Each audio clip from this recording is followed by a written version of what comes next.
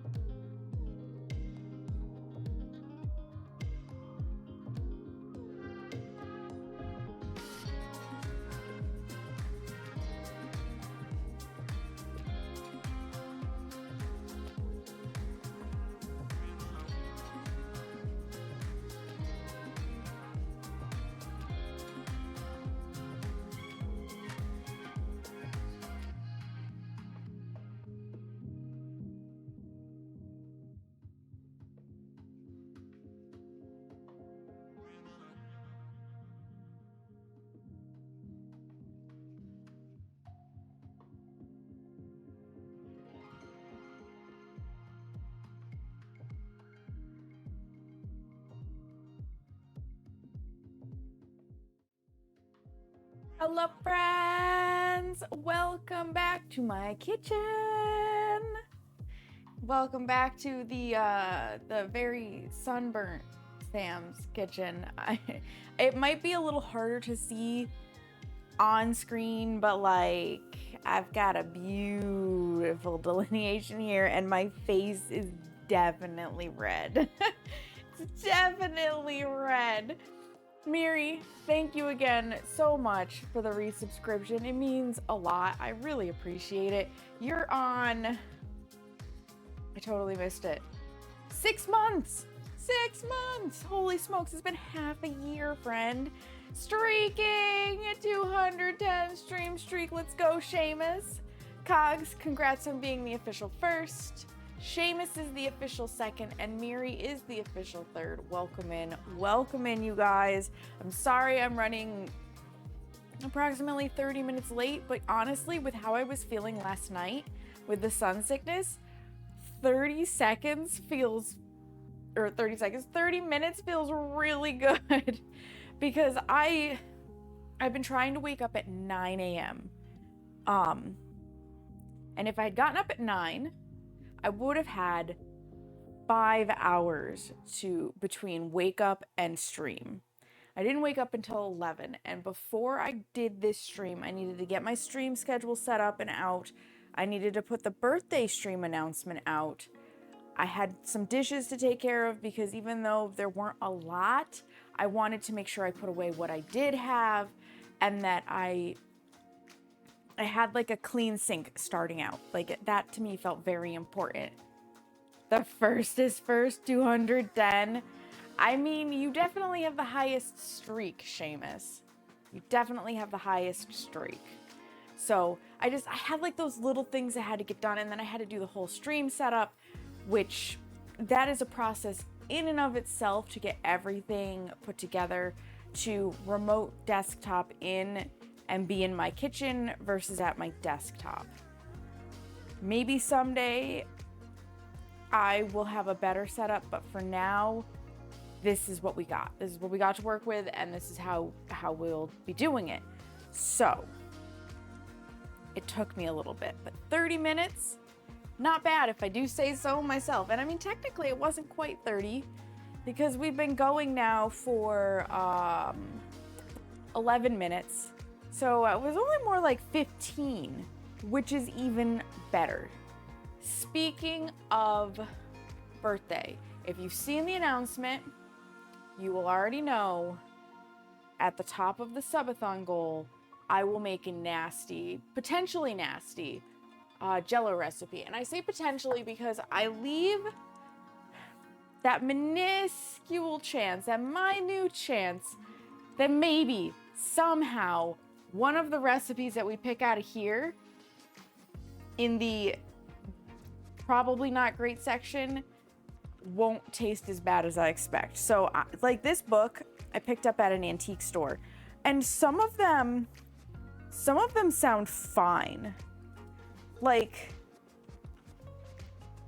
a quick creme de menthe frappe sounds fine. It's lime gelatin and some creme de menthe liqueur. Like, sounds fine.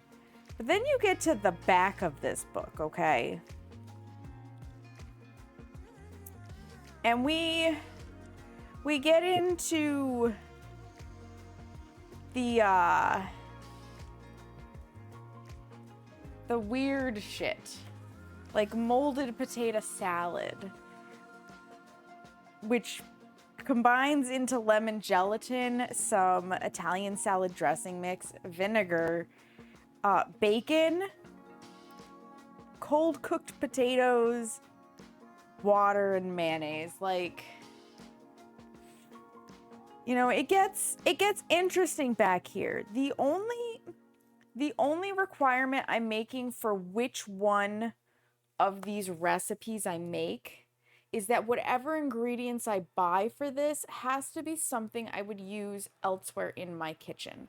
And the reason being is it's one thing to buy food and make a gross dish. It is another thing to buy food and just throw it away and never use it. So on the off chance that we do not hit the ultimate sub goal, which is 100 subs, I need to be able to use the ingredients somewhere else. That's my only requirement. So I'm going to be going through this probably tonight, maybe tomorrow, to just figure out which ones I could make, and then I will put it to a vote in the Discord over the next like 2 days, because Thursday, Friday, or Saturday, one of those 2 days or 3 days, probably more like Friday or Saturday, Seamus or I will have to just make a quick stop at the grocery store to pick up the ingredients that we need for what may come of this. And I will be making and trying that Jell-O on stream. So I know it has to like take time to set up and mold, but there is a quick set method using ice cubes that cuts the time down to like 45 minutes. I am only doing a 10-hour stream, so on the off chance that that goal doesn't get hit until like 30 minutes before stream ends, I have wiggle room to keep playing games and then make the Jell-O. So there is logic to the madness, at the very least. There's a logic to the madness. Today we're making something good. Today we are going to be making Anzac Biscuits, which are cookies, but I will say biscuits because that's what's at the top of the recipe. They are traditional to New Zealand or Australia. Ignore the grams because when you scale this up, those do not change. Those do not change. But these are the instructions. It comes from a website. We can make this courtesy of Suspenders. She found the recipe and said that this is a good recipe. She mailed me the golden syrup that we're going to need, which is the main flavorant. And included in that was castor sugar, which is a finer grind of sugar than granulated, but not quite so fine that it becomes powdered. It's right in between, and it's easier to dissolve. Now, I thought about whether or not I wanted to just do this with granulated and say to hell with it, because the granulated should be fine. But Suspenders was kind enough to send it to me, so we're gonna use it. Because I had debated on, do I want to just save the castor sugar for when I make an eventual angel food cake where I absolutely have to have castor sugar. That cake is so delicate. And I said, you know what? You don't know when you're going to make the angel food cake. You want to do it, but you don't know when. Use it for the cookies. And then if you need to buy more, you can buy more. Welcome in, Gothic Freak. How are you? So for this recipe, I have tripled it because I don't want a recipe that only makes like 16 cookies. I wanted 4 dozen. So tripling it gets you 4 dozen. I'm doing good. For it, we're going to need 3 cups of rolled oats. I happen to have quick oats and I Googled it. The only difference between rolled oats and quick oats is a little bit of processing. So quick oats are just beyond rolled oats. I think they'll be fine. So 3 cups of rolled oats, 3 cups of plain all-purpose flour, 3 cups of castor sugar, which that might be this entire bag, to be totally honest. 3 teaspoons of bicarb soda, which for those who don't know, sodium bicarbonate is just baking soda. So, baking soda. 345 grams of butter. Now, the place where this recipe was developed, Australia/New Zealand. I don't know which country the actual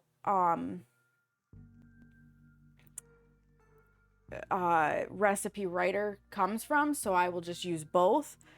They don't make sticks of butter where it has like the tablespoons blocked out as far as I'm aware. So we will have to weigh it. I do have my kitchen scale. It'll be fine. I will try to cut it in tablespoons though. Oops, I knocked my spoons over. In the tablespoons though, so that as I'm weighing it, I can write down on the recipe how many tablespoons approximately, because that'll just make it smoother for everybody. 3 tablespoons of golden syrup and 3 tablespoons of hot water. And I don't know if they mean like just tap hot or boil it hot. I am going to dork around with this ever so slightly because I don't know that I really want to use my stove. It's supposed to be around 27 Celsius, which is 80 Fahrenheit today. I've already put my fans in the window to suck the hot air out, but it's supposed to be hot.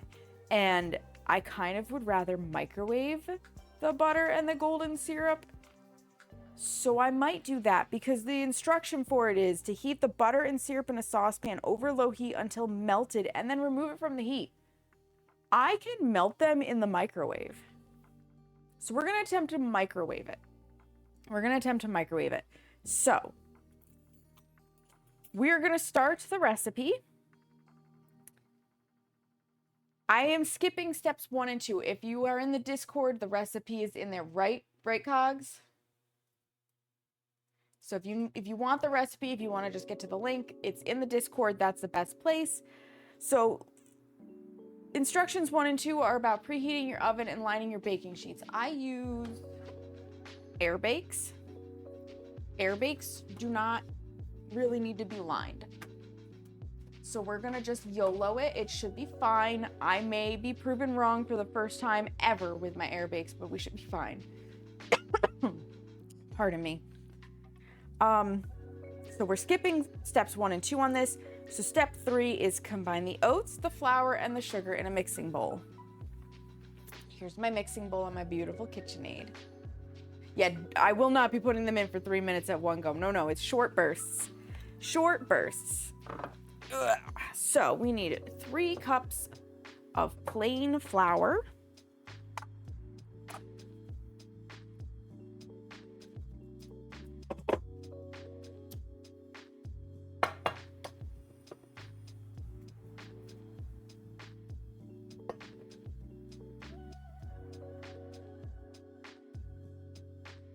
Just gonna scoop it out with my fingers. Whoop. If I wanted to be a little bit more exact, I could probably just multiply the grams amount, but I don't feel like it. If there's one thing you should know about me, it's that I am a little bit lazy for efficiency. And if I can get away without having to be too exact, I will. 100% of the time. All right, so 3 cups of plain flour into our bowl. 3 cups of rolled oats, or in my case, quick oats, which should be fine. I had a feeling. I have another container. Let me just put this in the recycle.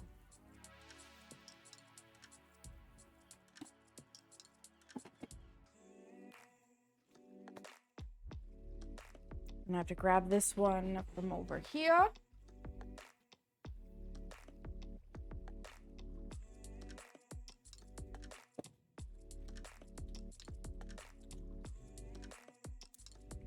Need scissors. This doesn't have a perforation on it. There we go. Get it started. Snip it some more.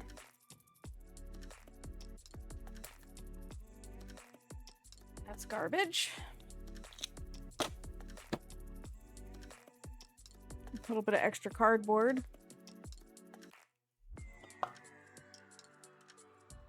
And the fact that I already had quick oats at home from when I did the oatmeal raisin cookie not too long ago absolutely influenced me just buying more quick oats.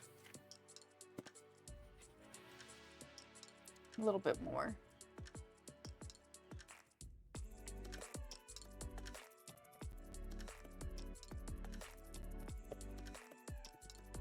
Because it's easier to just continue using what I already have versus making something brand spanking new or like buying something brand spanking new for one recipe. Because the real estate, you can't afford it. Oh my God, yeah. But isn't that the truth, Seamus? We cannot afford it anyway. And sugar. We need 3 cups of caster sugar. These are going to be very sweet cookies. Now, the thing that surprises me about this is the fact that there are no eggs in it. None. So our binder in this is literally the butter and the golden syrup. That was a lot of sugar stuck in the lid. Woo! Yeah, we're gonna use most of this bag. 3 cups of caster sugar.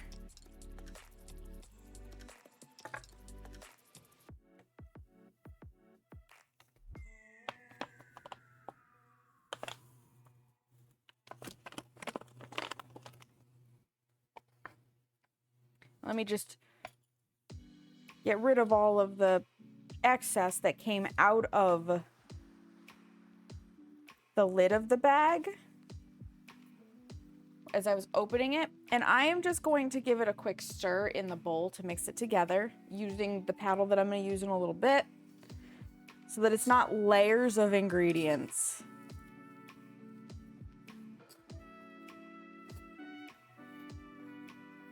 Yeah, I'm very surprised there's no egg.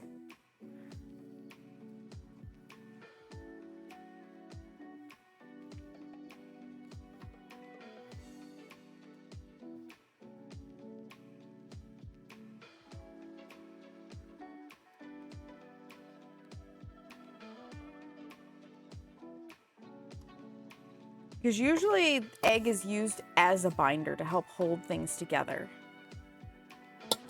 And you usually cream the egg and the sugar together and then add in your dry ingredients.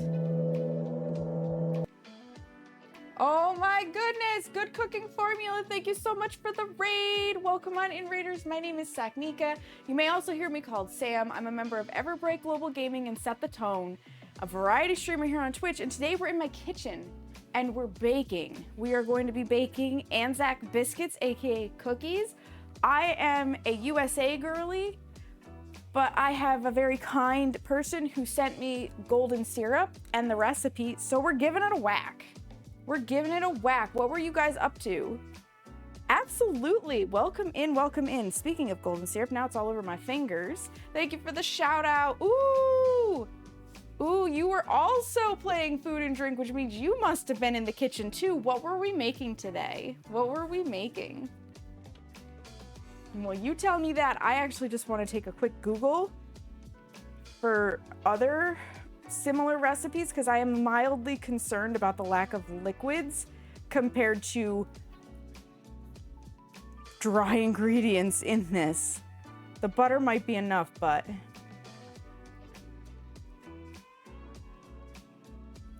I am concerned.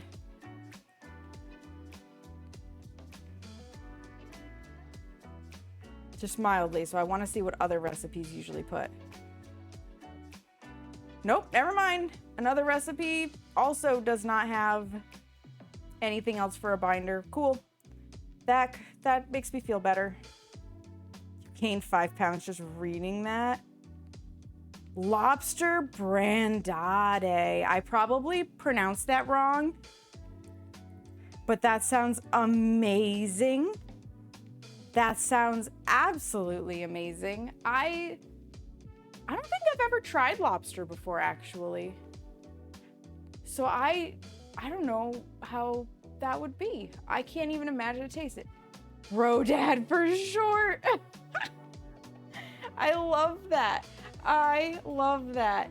You guys, thank you for coming in with the raid with good cooking formula. Good cooking. I will definitely be checking you out later because I don't have a lot of like baking cooking Twitches that I see regularly.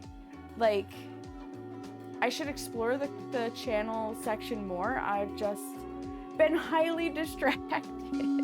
Thank you so much for the follow. I appreciate it. We have anonymous follows on here. Well, mostly anonymous.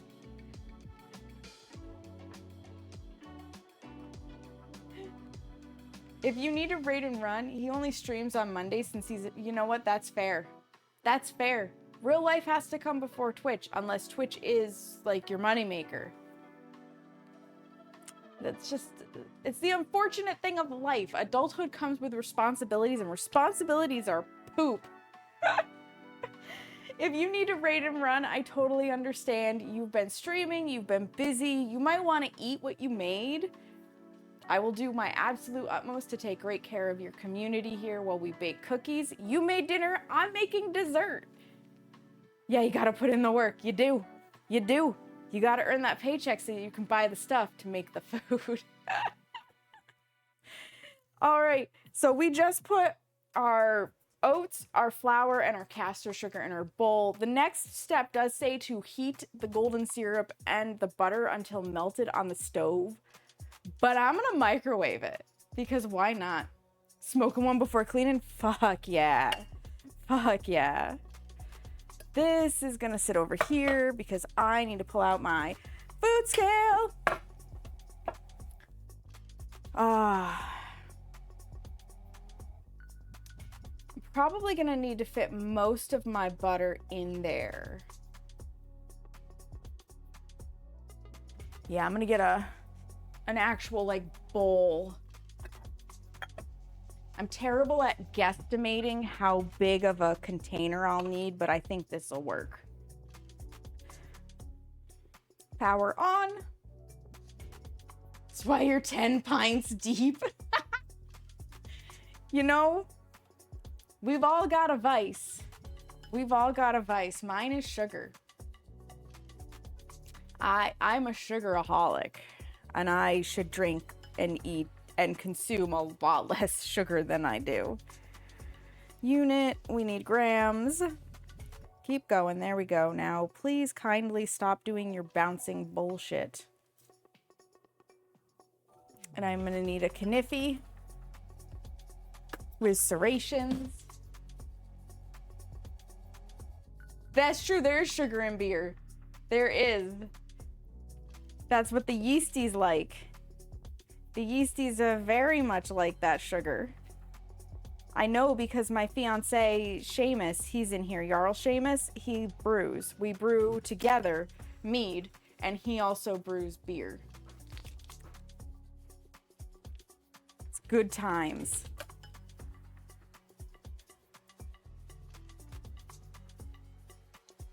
I'm literally chunking this to make melting it easier. You put the me in mead.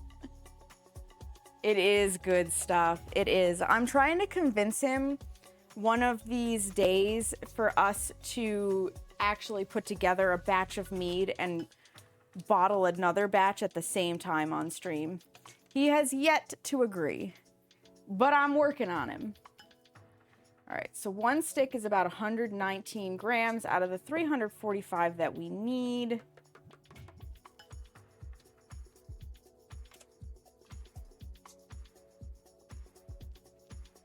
Right?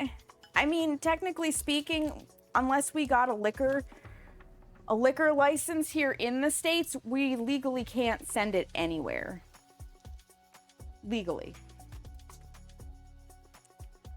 Because of laws pertaining to the age for the consumption of liquor and not giving it to minors. Legally, exactly. Exactly. But our friends that live, you know, elsewhere deserve mead, and they're adults. So,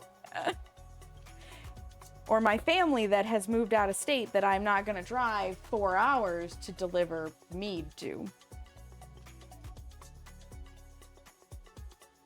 We're at 230 out of 345.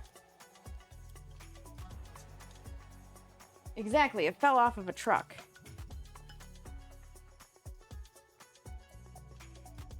Tell me this is all gonna shrink down. It'll be fine. It'll be fine. It'll melt fine. I'm not gonna make a total mess of the microwave. Totally. Fingers crossed. 314. Could we be lucky and just have 3 sticks of butter be our 345? That would be amazing.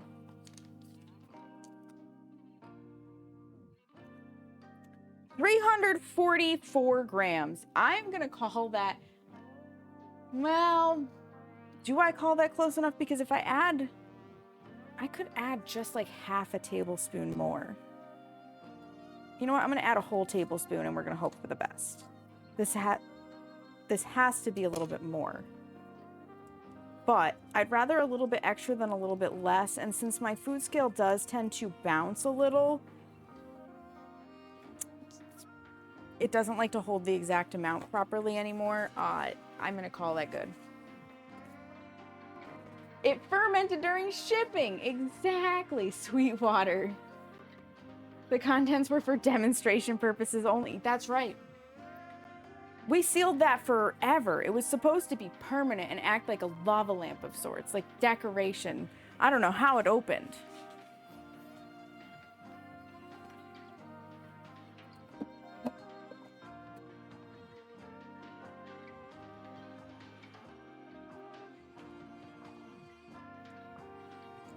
Ah, delicious.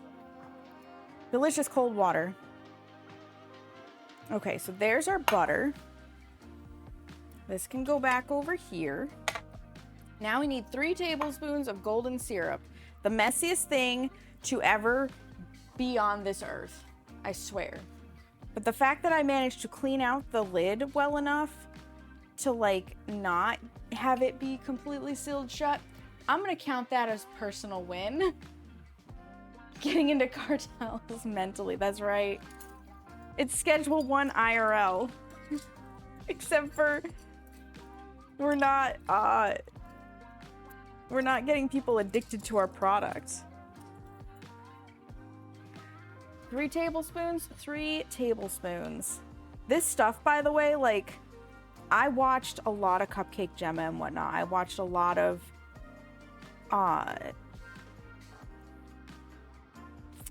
UK baking. And I was so jealous because I wanted to know what golden syrup tasted like. Because golden syrup is not very descriptive on flavor anyways. It's descriptive on color. It's very golden.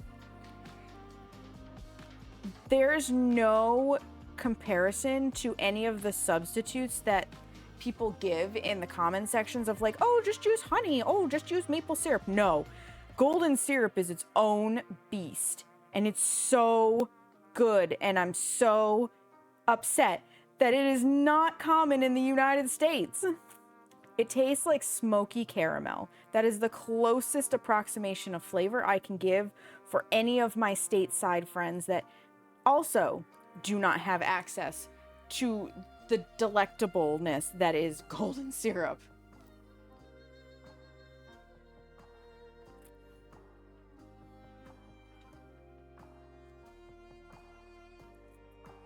As I make an absolute right mess of it. I will have to clean the side of the bottle and my island because there is just no doing this clean. Not from a giant container like this. Which I guess they have like squeezy bottles, but to get the most bang for the buck, Suspenders sent me the giant container, and I am not upset by that.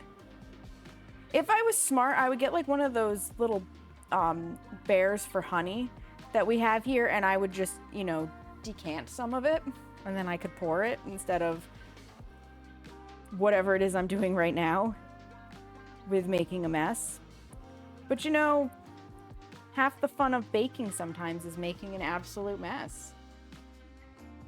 Should be someone that's got nutty and more caramelized taste. It might. But I mean, I come from maple syrup land, basically, in the States. I'm in New York, and I'm very close to the Vermont border, so I get, like, the good, real maple syrup, and this is just not maple syrup. It's just not. It's a very different flavor profile.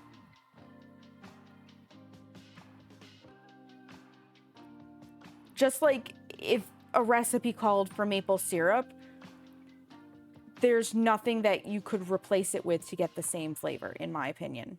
Maple syrup also has its own very distinct flavor. I'm not gonna use this again. I am going to use this again. We need 3 tablespoons of hot water. I need to rinse this so that it's not a sticky, godforsaken mess. But thankfully, it's just sugar. So some hot water from the tap will fix that. I don't care so much about the inside so much as the outside.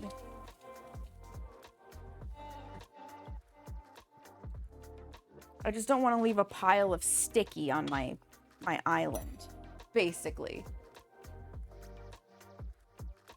I'm only like 6 hours away. Let's go. 6 hours isn't that bad, honestly.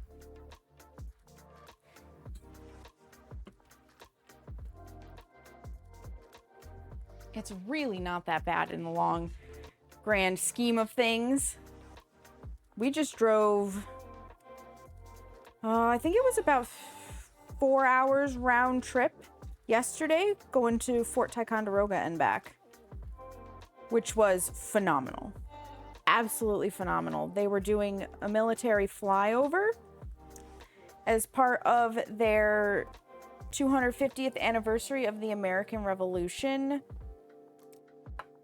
activities. Super cool. The biplanes were amazing.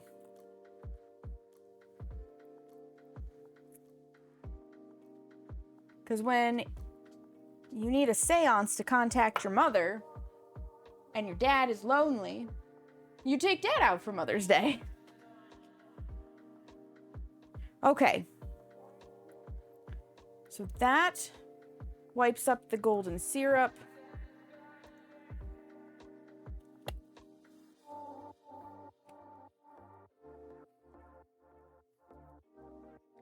Gets it all in my bowl, and the butter has kind of shrank down in. I'm just gonna give it a push to make it sure it's not above the sides. Scrape off as much of this as I can. And we're gonna microwave this in short bursts, about like 30 seconds ago, and then stir it. So I'm gonna give you guys like a view over at the microwave, but I'm not gonna drag you around because that's just silly. There's the microwave. And just in case, I am going to put a paper towel under it. Because we're just melting it together, so I really don't see the point in using the stove.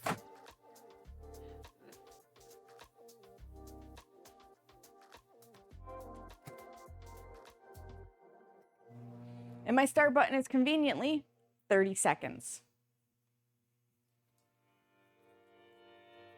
But it does mean I can't read chat from this distance, so my apologies. You can hear me, I can't see what you're saying. Everything is all the way back over there. That's how it goes. That is how it goes. I'm guessing it's gonna take like 4 or 5 30-second bursts.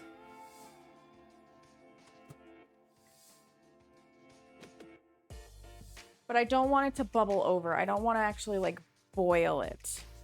So I gotta be mindful and keep an eye on it, because butter is one of those funny things that it's like not melted, not melted, not melted, not melted. Boom!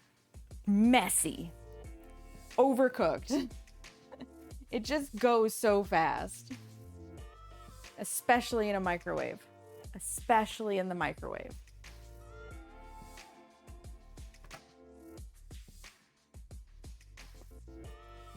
Can I give it a little stir? I can.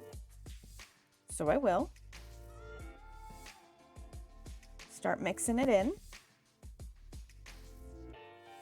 Scrape off my thingy. Now, when we made the cinnamon sugar cookies, it also called for melting together the butter and the golden syrup. And if you remember right, I had to fiddle with that recipe, and we ended up doing an entirely different method where we cream together the golden syrup and the sugar and the eggs and then adding in our wet, because what they called for did not work. And I had to fiddle around with the ratio of ingredients to even get a cookie. And the resulting cookies were very tasty. But it was a lot of effort. Okay, we've still got some chunks, but we're getting there. Just giving it a stir. I want to make sure I'm working on incorporating the golden syrup into the butter, because that's part of the goal. And the golden syrup just kind of sinks to the bottom. Probably another 30-second burst and it'll be good.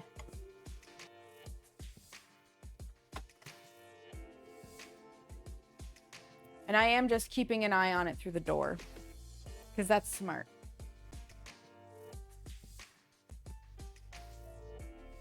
There's also no salt in this recipe, so for what it's worth, I am using salted butter because salt enhances flavor.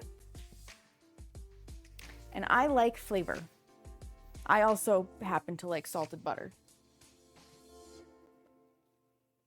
What did you hear, Hera? One of my cats is just looking around. Like something happened. Okay, there we go. The bowl is hot, but hey, the paper towel is gonna double as a heat protectant. Just gotta get my hand under it. Perfect.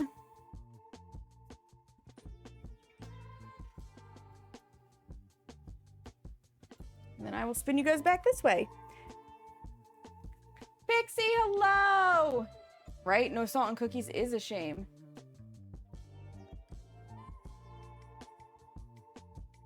Yeah, it's like making caramel. Nothing burnt.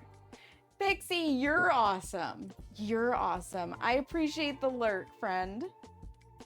Let's get this back where it was. There we go. On your way home, let's go. I don't put salt in most of my stuff. Like when I'm cooking, it's very minimal salt. But when I'm baking, I want that flavor.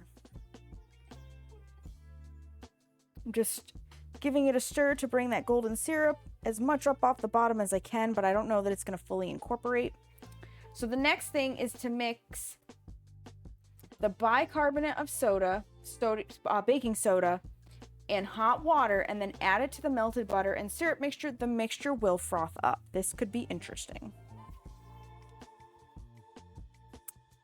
So I need 3 teaspoons of baking soda.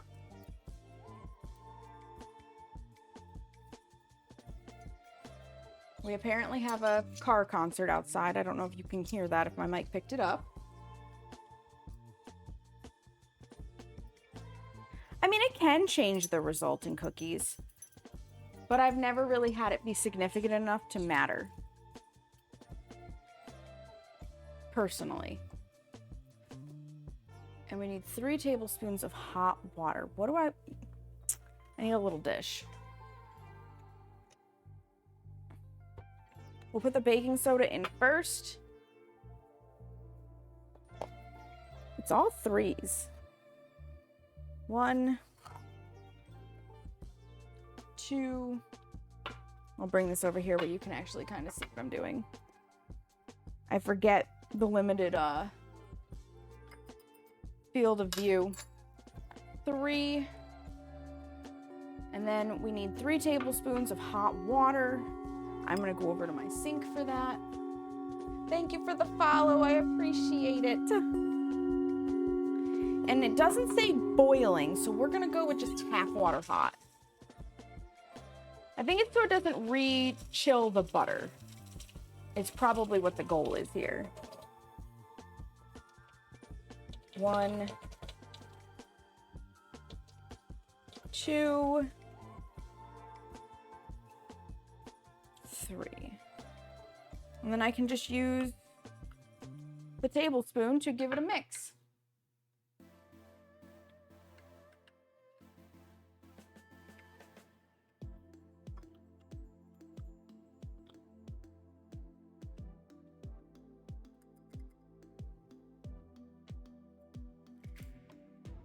I'm just going to stir this as I add it in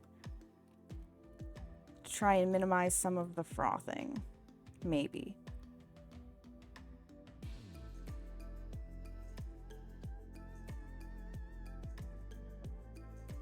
Get in there. Yeah, I guess it does froth up a little. That's actually kind of a cool effect.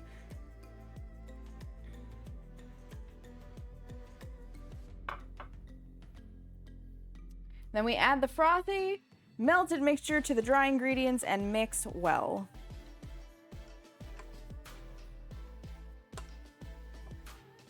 We're gonna very carefully pick this up.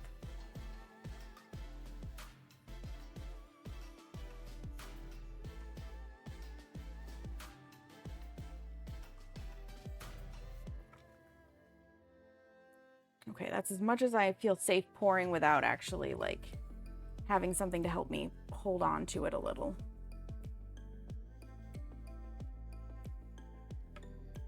Okay, that goes in. We could probably get more out of it.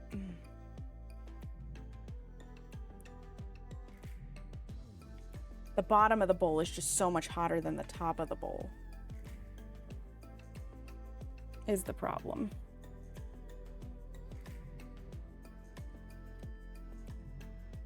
And there's definitely stuff like stuck to the bottom of this. This little guy's not doing it anymore. Come here, big old guy. I need my bigger spatula.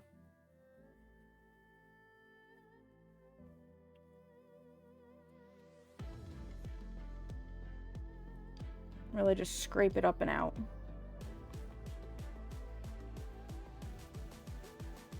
There we go. That's better.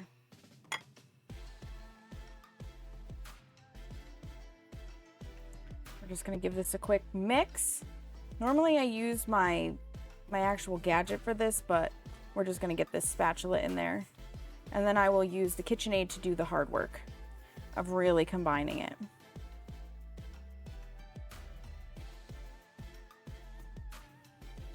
Because that's the way. Oh, ice cream man's outside. I'm basically just avoiding covering myself in dry ingredient that puffs up when I start the KitchenAid, because it doesn't seem to have a good slow setting on it for whatever reason. I don't know if I have a lemon or if they just don't design this particular model that well.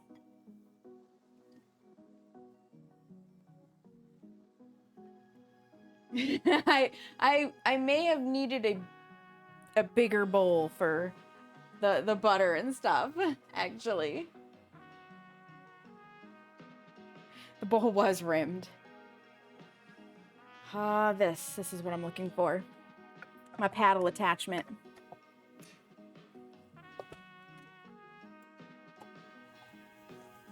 Let that mix together.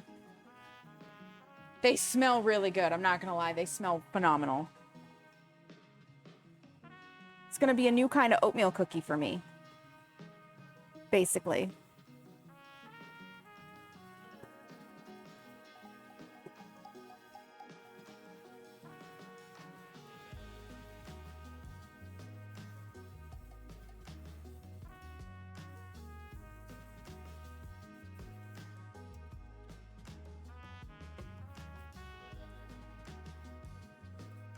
Scrape down the sides here real fast for everything that came up too high for the mixer to continue to grab.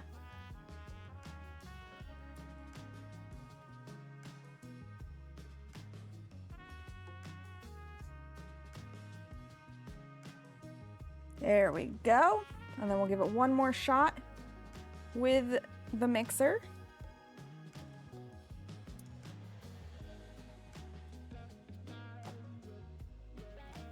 Really get it all incorporated.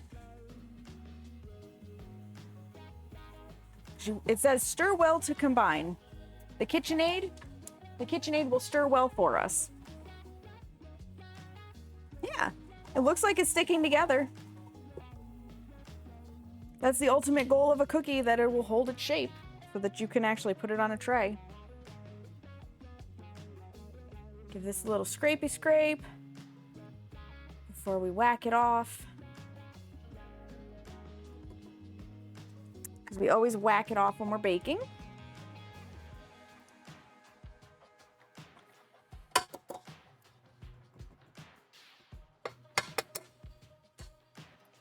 Okay.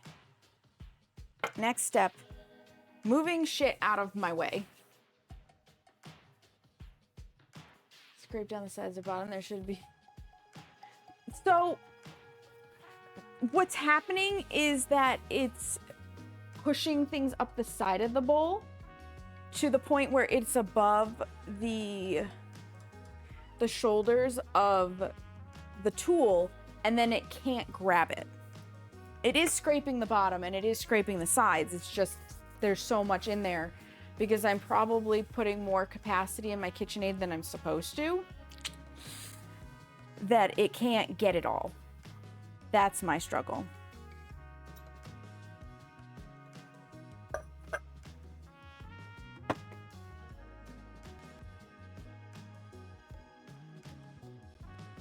I'm only gonna need you, so you can just go in there. This bowl can have water in it. This sticky mess goes in the garbage. This sticky mess goes in the bowl.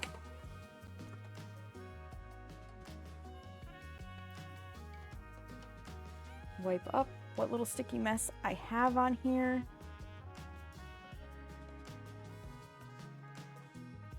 To the best of my ability. Into the bowl. Because it's sticky.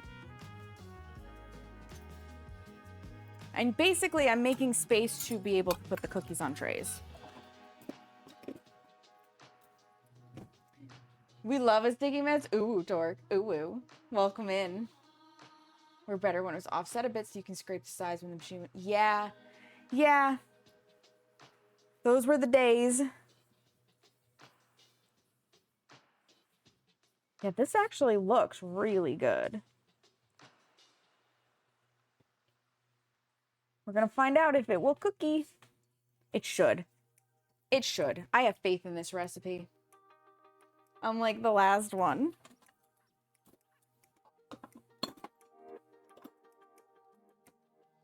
Do that. You can go there. Okay, I'm gonna just do some quick cleanup and put my ingredients away because that clears more of my island space. Because what you see here, this counter and my island are all I have to work with as far as like prep space. Such is the size of an apartment kitchen.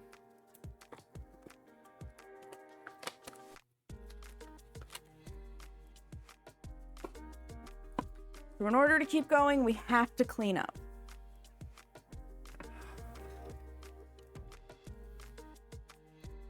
With enough flour, everything cookies? Sometimes. Sometimes. Sometimes, though, you don't have enough egg. And then it won't bind. And therein is your actual problem. Okay. So, before I forget, it was 3 sticks plus 1 tablespoon of butter that I used. Oops, I put it in something wet. Move the recipe over here. Because butter should weigh the same no matter what, so I should be able to keep that measurement. Bind these nuts, got 'em. Well, then these are crackers because there's no eggs in these bad boys. It's more space than you have, which is why you don't cook as much. You know what? I feel that torque. I feel that. All right, we've got space. I'm going to tilt this down a hair. So I'm going to look way taller than I actually am. I need to preheat the oven. So I'm going to do that real fast. The original recipe calls for a fan-assisted oven, which is a convection oven. I don't have that. And I don't think most people in the United States have that. So I converted it, and it's 350 Fahrenheit or 175 Celsius for a non-fan assisted oven. So I'm gonna turn that on real fast.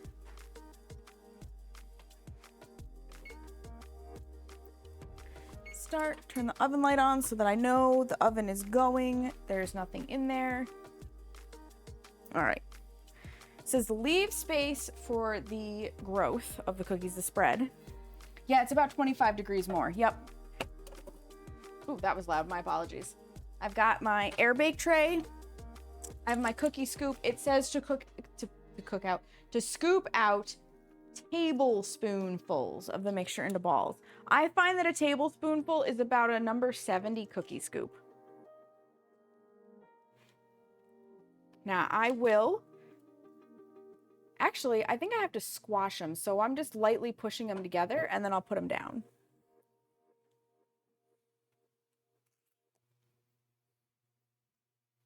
Yeah, I think you finger squash these. I read the recipe last night.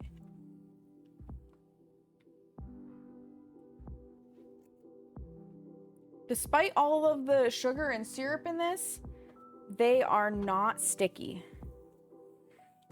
I'm gonna go for a dozen a tray because I don't know how much they're gonna spread.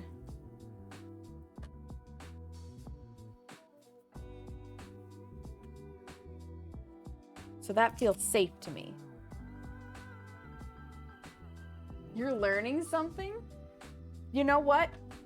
Learning is good. I am a home baker, so I've never had any formal training in baking, but I've learned so much from watching my mom, and I thought I knew like all of the basics, and then I found YouTube and I realized that I had barely scratched the surface. I feel like in anything that could be considered an art form, which I feel baking is one of them, you will always be learning something.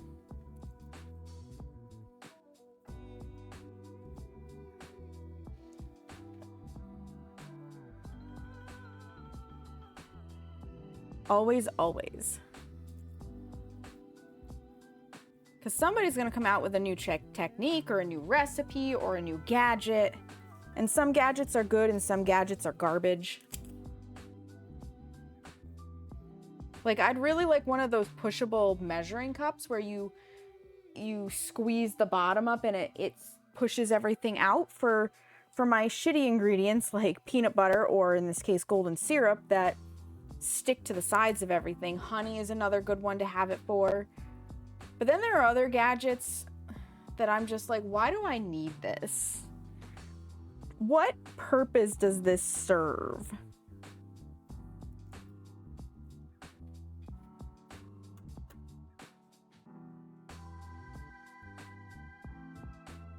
Okay. Give these a little bit of an arrangement so that I think they'll spread nicely and not into each other. I will say, this makes your hand very greasy. Brownies and creme brulee anyway. Ask me to make anything else and I'll just leave and sit at the bar and make your minions do the work. There you go. I've never tried to make creme brulee and I've never heard of white chocolate brownies. White chocolate brownies sounds very interesting though. They sound very, very interesting.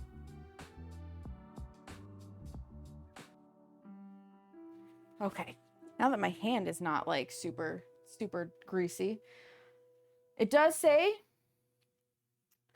place on a lined baking tray, which, like I said, I've never had to line my air bakes. And flatten a little with your fingers, space apart to leave room for spreading. You know what? What if we treat these kind of like peanut butter cookies? And we use a fork.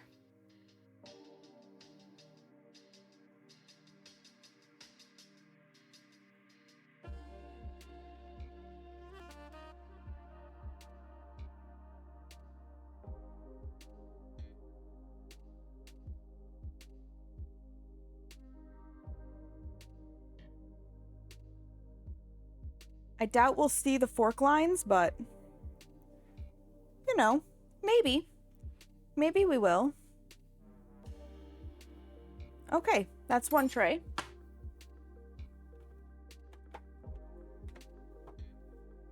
On to the next. I have a handy thing, by the way, for those who are curious. that holds my trays. It was my mother's, and I think I bought it for my mom for Mother's Day once. And my dad found it and was like, I don't use this.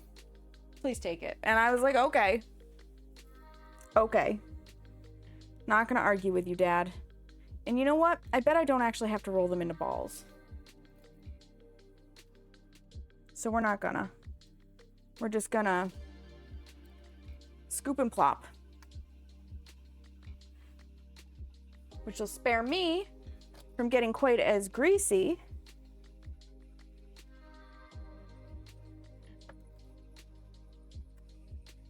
In the making of these.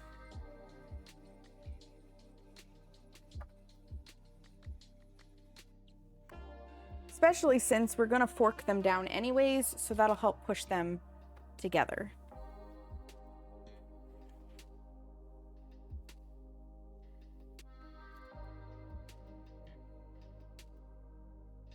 I feel like creme brulee is one of the harder recipes out there to learn, if I'm remembering right.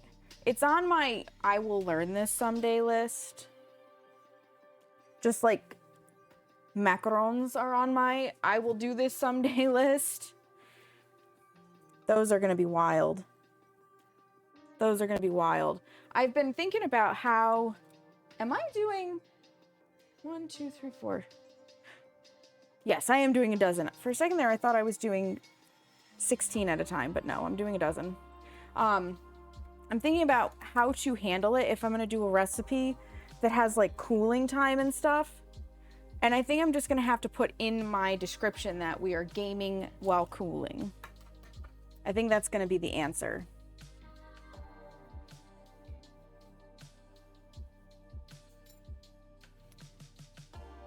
You know what? Let's do it all one direction first, and then I'll come back with the fork in the other direction.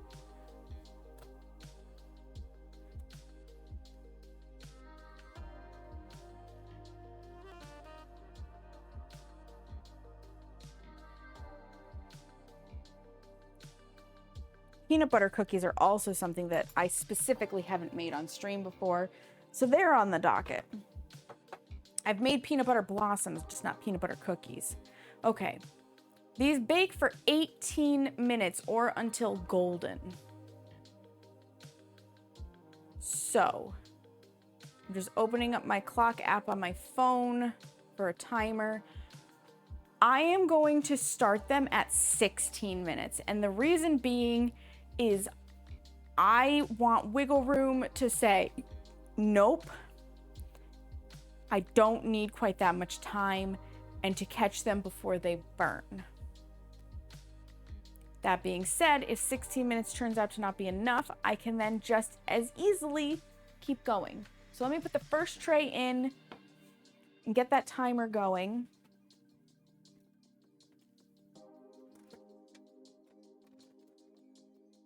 And if my oven thermometer is to be believed, my oven isn't even up to 300 degrees. So I really think that thing, the analog inner one that I put in for my last oven, isn't working anymore. I think it's been, I did wash it at one point, and I would not be surprised if it just no longer works, because I couldn't read it anymore. It had so much stuff on the front of it.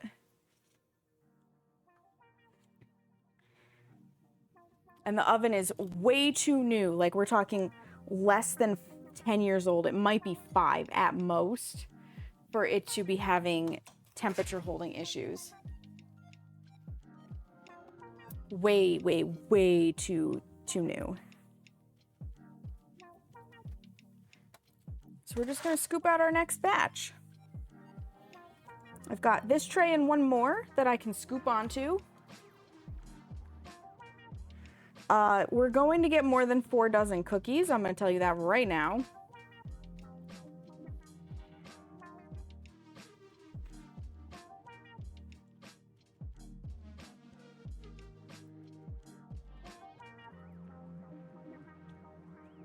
And that's okay.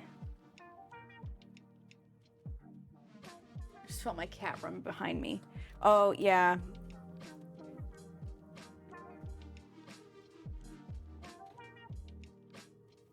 6x9, 8 standard.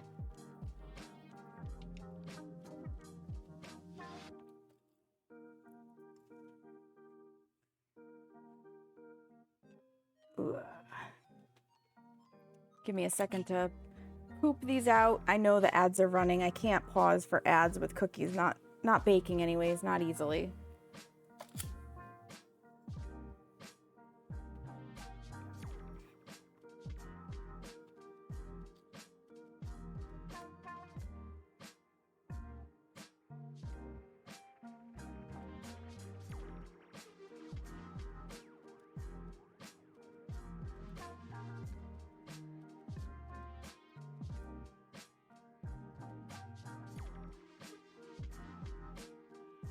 Type that out, because then the people in ads can see it.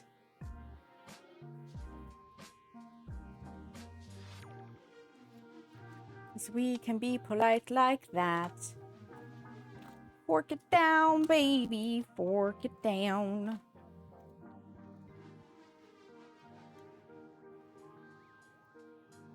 Oh, I just had a cute idea for a shirt and stuff for merch. Peanut butter cookie that says just fork it. Yeah, I think I'm gonna have to do that.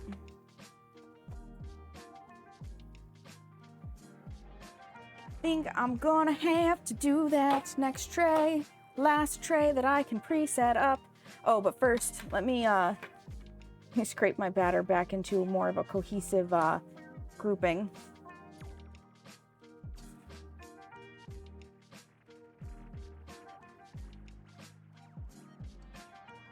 Welcome back from the ads, friends. I appreciate it. We're just continuing the trail of putting cookies on trays. This is the last tray I have available.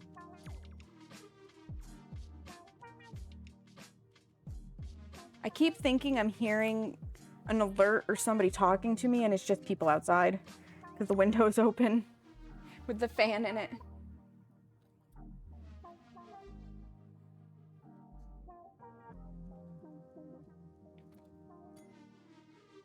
Got scoop them cookies. This is probably actually going to be a shorter baking stream now that I think about it, because I don't think these are going to take me nearly as long as past cookies have taken me.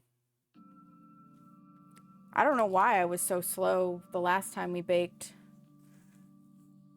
Maybe it was just the sheer quantity and bake times. I don't know. Whoop. Do that.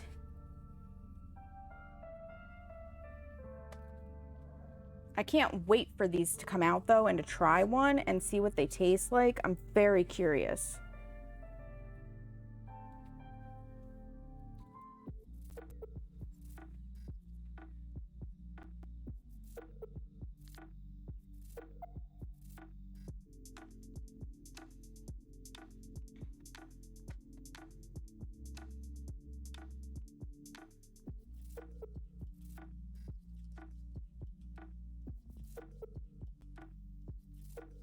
Wow, that is so little butter for the amount of everything else.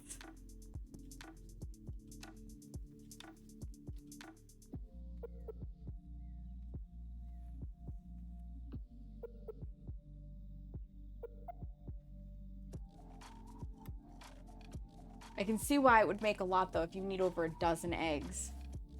I am going to just quick take a screenshot of that.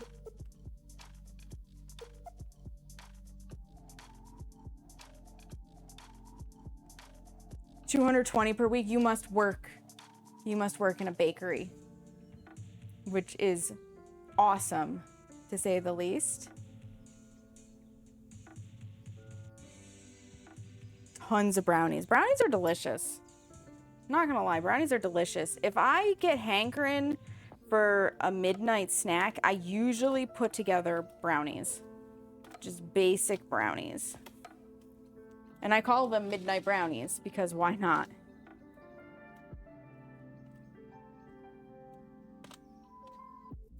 And I think the brownie recipe I had came out of a Betty Crocker cookbook. Or I have. English is my first language and my worst language. My brownie recipe. Oh, a restaurant. Got it. Would be in desserts. All right, for brownies, mine is a cup of butter, half a cup of cocoa or 4 chocolate squares, 2 cups of sugar, 4 eggs, a cup of flour, a teaspoon of vanilla, and half a teaspoon of salt. And you basically melt the butter and the cocoa, stir it constantly, remove from heat, add in the sugar, allow to cool slightly, add eggs one at a time, beat well in between, then add your flour, vanilla, and salt, mix well, pour into a greased pan, and bake. It makes 1 9 by 13. And I'm pretty sure it came out of a Betty Crocker cookbook. Pretty sure. We are at the point, though, I've got all of my trays full. I just am waiting on the first tray to come out of the oven. So this is that part where it's gonna take a little bit. And it always does. Tilt this back up so that I am not as crazy tall looking. Since the white chocolate is mainly... Oh, it subs the You know, that makes sense because white chocolate isn't actually chocolate. It's not actually chocolate. And I'm guessing it's the same idea. You cream together your butter and your sugar and your eggs.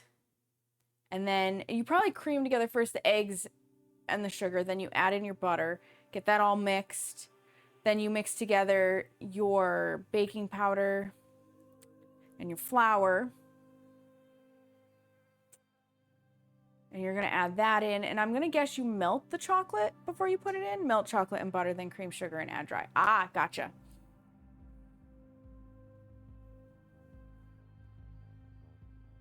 And you end with the eggs. Okay. Fascinating. Again, we will just take a wee little screenshot because I'll never find this again in the VOD. Save. Perfect. Tempers the eggs at the same time. That makes sense. That makes sense because that can be the tricky part. That can be the tricky part, can't it? Yeah. Yep, I think peanut butter cookies are going to be on the docket. That's in that nice box. Gosh, I have so many books. I have so many books. I have so many things that I should share. I really want to do a layered cake on stream at one point, but again, that's going to require like actually letting the cake cool before we can frost it, and half the fun of a layer cake is frosting it. So we'll probably have to like play plate up or something while we wait for the cake to cool. That might work. 2 restaurant full oh my gosh, yeah, I believe it. That many eggs, that's gonna make a lot. Just that much sugar and flour. There's so it's really funny. I have a recipe and I found it online, but it actually originally comes out of, as far as I can tell, like the cookie book. It's in here too. So I can't say that somebody took it from here and put it on the internet, right? Let me go to the index because I don't think it's one that I have marked because I have it printed. But it's for chocolate crinkles. Cherry, chewy, children, shine chocolate fudge icing, steak. Crinkles, page 23. Way in the beginning. This is, by the way, my favorite cookie cookbook.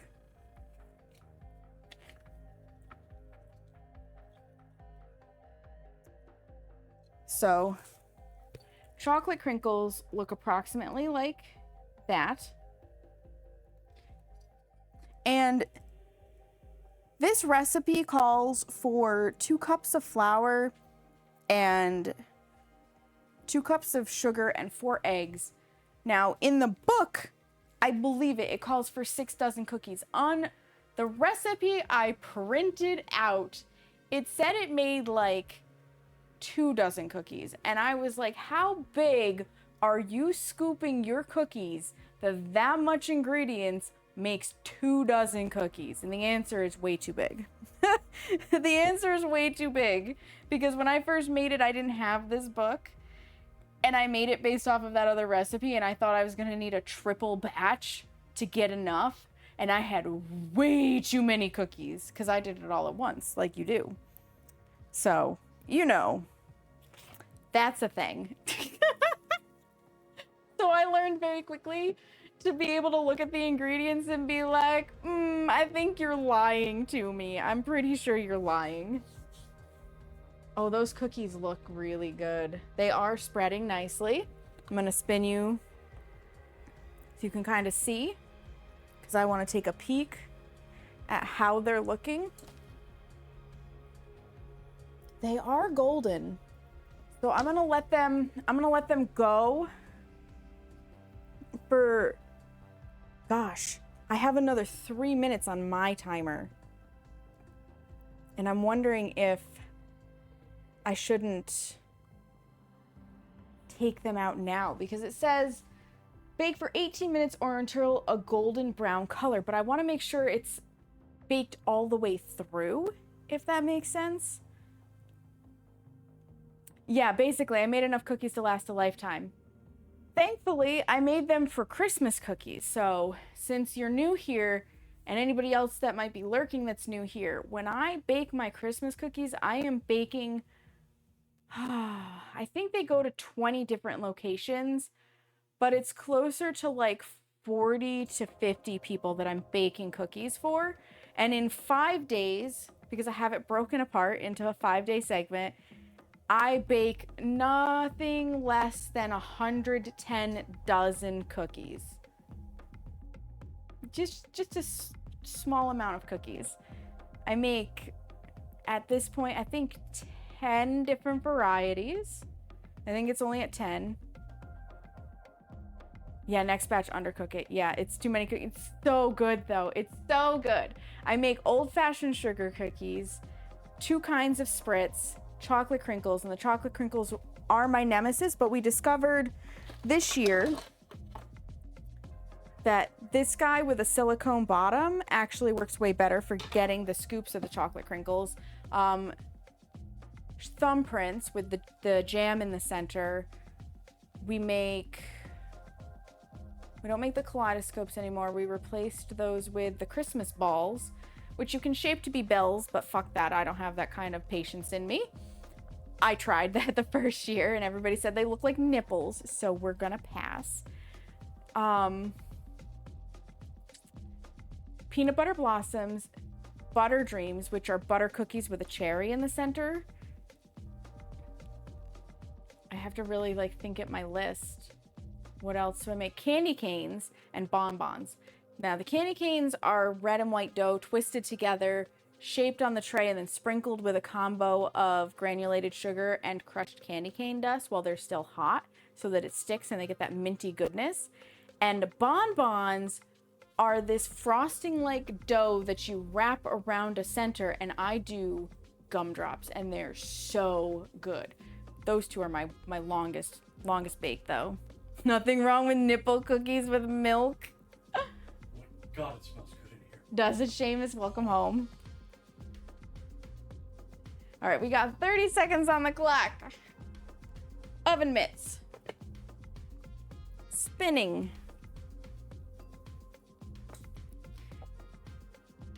Nipple cookies with milk. Delicious. There's Seamus. Any kind of nipples. Any kind of nipples. All right. Ugh.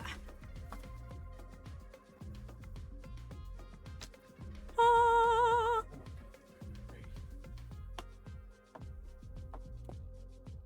Ow. So there's one tray out. The next tray goes in. I do think I'm going to drop it to 15 minutes. I'm going to take a minute off because those look like they could be overdone. Perfect. 15 weeks. Yeah, but they were already good to go. You'd smash those cookies. Nipple milk with cookies. You came back at the right time, Torque. Nipple milk with cookies. That's right. Absolutely. I'm gonna give them a moment to sit on the tray. I don't know if they're too dark or not, because my stupid ass printed the recipe out in black and white, so I can't actually see. Let me look at it on the internet for what the... Yeah, these are a little darker than what it shows in the picture on the screen. So I don't know if the picture on the screen was edited, if it's my screen, or if I overcooked them. Ass printed, that's right. That's right, Torque. Amy PBR, welcome in. Welcome in. I've heard PBR is not a great beer brand, but I'm not judging anybody because I don't like beer. No dishwasher. I feel that, Torrega. I feel that. I appreciate the lurk. Go get those dishes washed. It's important. It is important. I am just going to have more water because it's getting warm in here.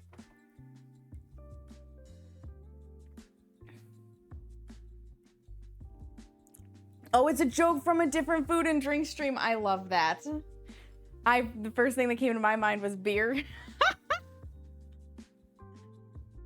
We've still actually, so we made 4 dozen, which is what this recipe said it would make when it was tripled. But, like, there's still a good chunk of dough in there. We got a little ways to go. Got a little ways to go. Tamiti, I love you. Welcome in. How are you? How's it going? All right, I think I'm gonna take these off of the tray. So we do another little spin. I left my mitts over here like a good baker.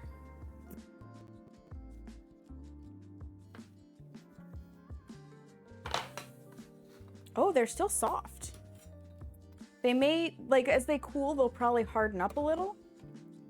As I suspected, you can't see where I forked them, and that's okay. But also, as I figured, they do not stick to my air bakes. So I did not need to line anything. I really want to try one. I wonder if they're cool enough to try. I want to know how they taste, because that's going to be the best gauge for if I needed to take off that little extra time or not on the timer. These look really good, though. Seamus is standing there because he also wants to try one. I can feel it.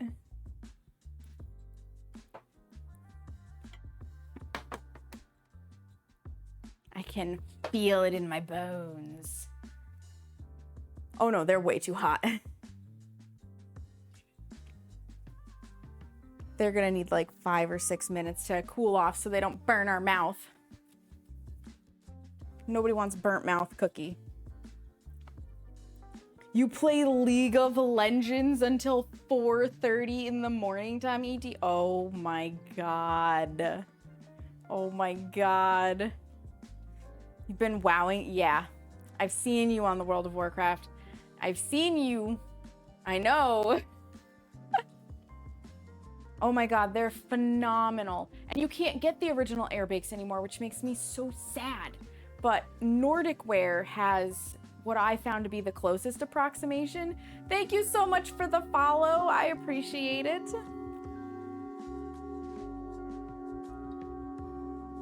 SOD. You're level 66 already. Oh my goodness.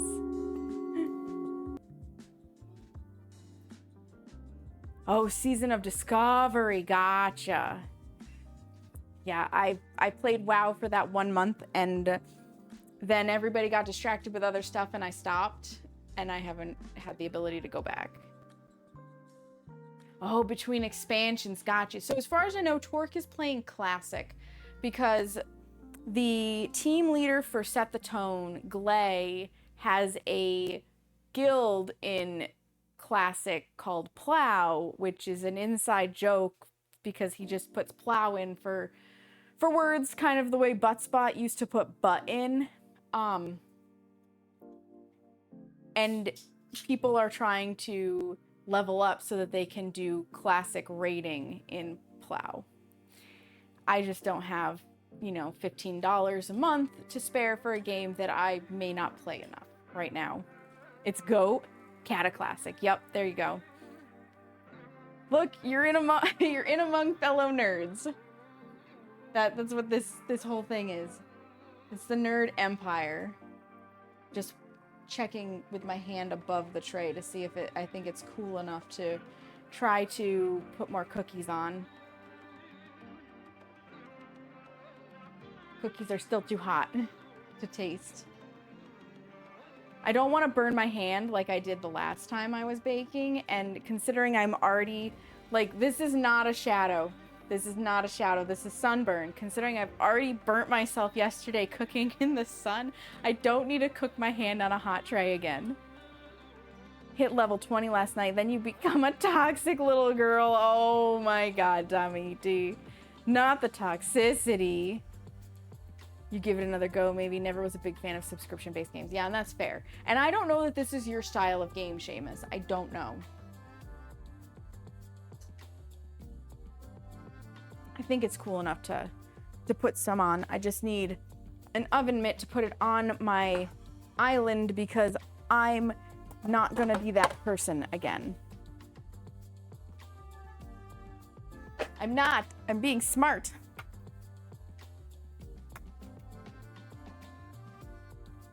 He's in the same boat as me, though. If he gets a subscription and I don't, there will be hell to pay.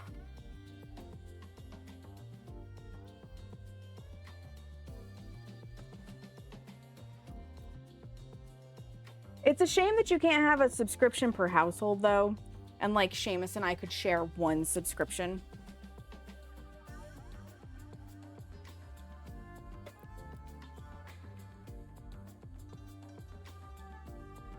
I'm hoping by the time I get these scooped out, we can try one. Thank you for the giant emos. Level or dungeon or whatever. Hell yes. And I know Torque is like making money in-game so that he can pay for the subscription through in-game money, but I never made it that far. I never made it that far. If I made it that far, that would be a game changer. If I could keep up with it.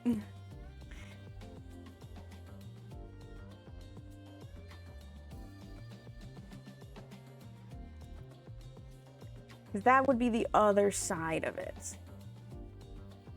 Keeping up with everything. Ugh. You have to make more money first. How much in-game money does it cost? It's got to be some absolutely absurd amount, I'm guessing. I remember you saying you undercut the cloth industry, though.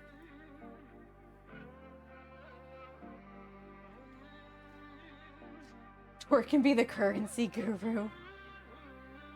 Who are you calling a noob, Seamus? Who are you calling a noob? Who are you calling a potate?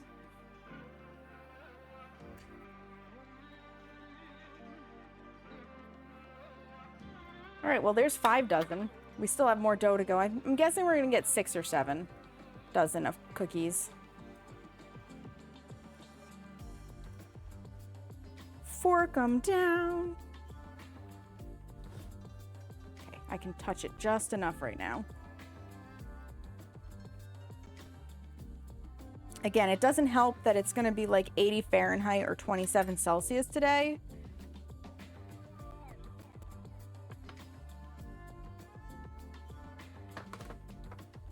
So everything's gonna take a little longer to like cool off and do what it's gotta do. Ah, I think I can try one. Cheaper to buy game time in our server. It's just a sub you have to get first to make the gold. Gotcha. Okay, so far, it's still a little warm, but it has a good break.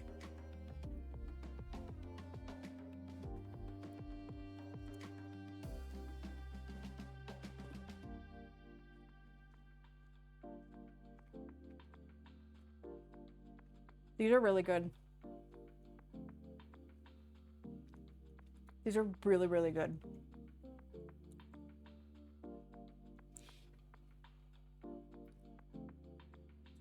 I think it's a good thing that I took a minute off. I may take a minute more off.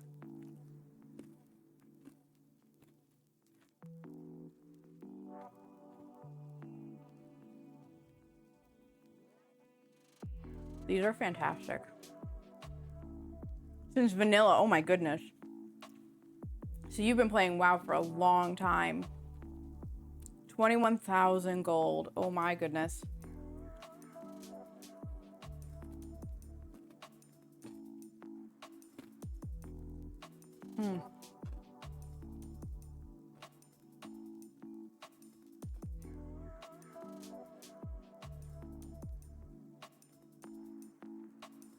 The golden syrup flavor really comes through.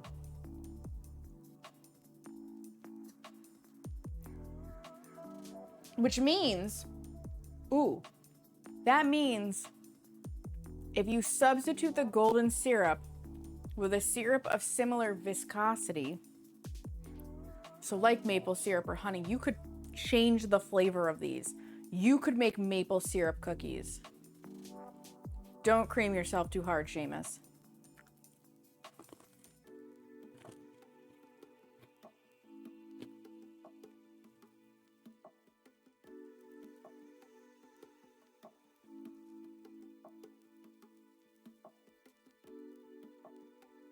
Oh my God, Seamus.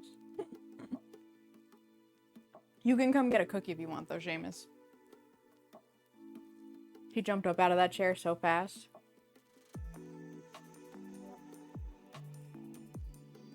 Maybe? I don't know either of those syrups.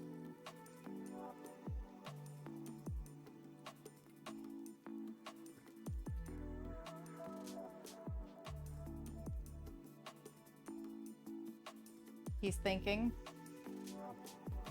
They're good, aren't they?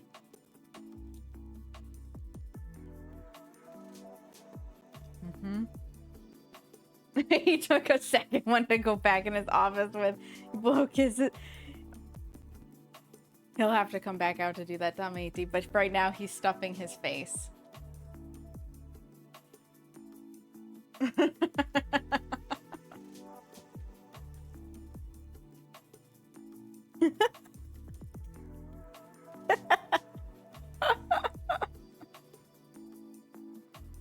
He's here for you, Tamiti. I do think, though, that we can probably take the next ones out because they're a little bit firmer than I think they're intending.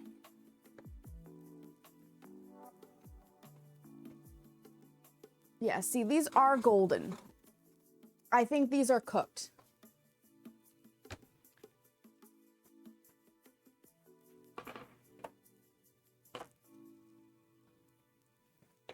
So that would be shaving off full 3 minutes from,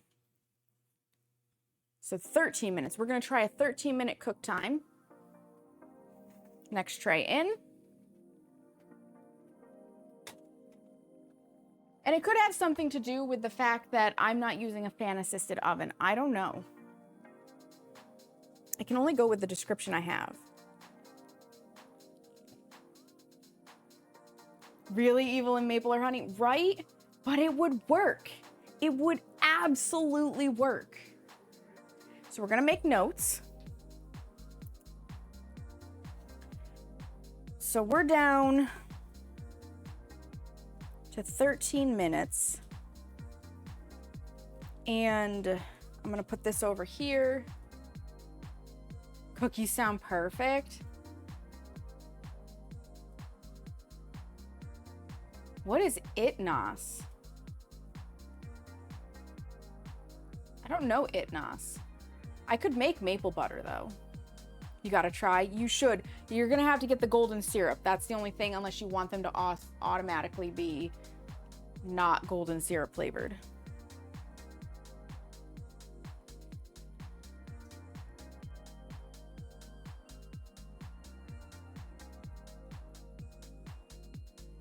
Is the flavor. would be good with maple syrup or honey and make a totally different cookie experience. Star it. We're also definitely getting more than 4 dozen cookies out of this. I always take notes. I take notes because you never know what you might discover, like we're doing here. And I asked chat after, well, chat, I asked Discord, the people around me, how they would feel about me making a cookbook of recipes after it was brought up on stream. I want to say the last time I baked, so end of April.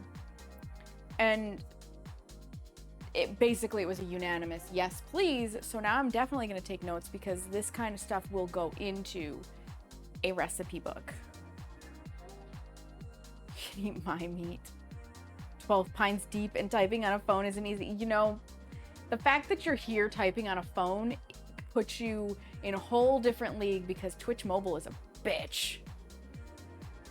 Words are just hard for you, right? Got so excited there, you stuttered.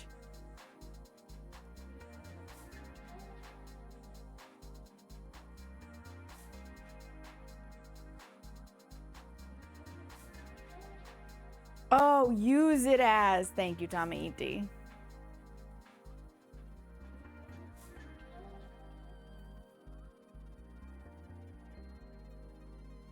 You're working. Amazing. All right, I think we can take the other ones off the tray. Do a little spin. Yeah, these ones look, you're gonna see the color difference immediately.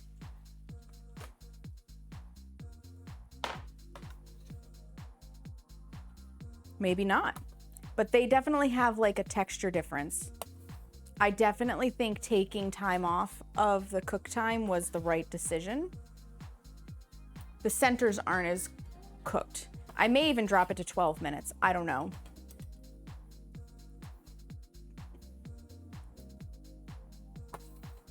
But we know they're safe because the only potentially hazardous ingredient in here is the flour, and the flour is getting hot enough to kill any salmonella bacteria. There's no milk, there's no eggs. It's just the flour.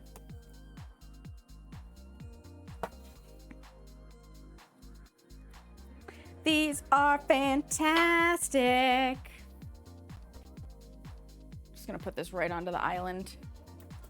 That's here and ready for when I'm ready to do some more scoopage. I don't want to scoop them too hot though, because I don't want them to start to flatten on the tray before it goes into the oven.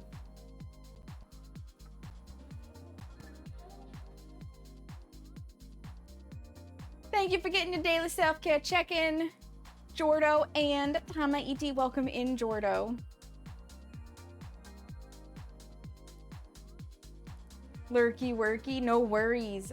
I am doing well. I hope you are too. You're adulting as well.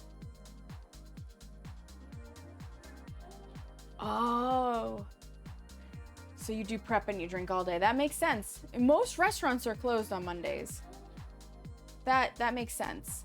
That makes a lot of sense. Boss gets $1, I get a dime. That's why I drink on company time. I've heard it is that's why I poop on company time. That's how I've heard that before. I really need chapstick, so I'm gonna run off screen for a moment. I forgot to bring that out with me. As I try to swallow my own saliva wrong. Oh, pardon me.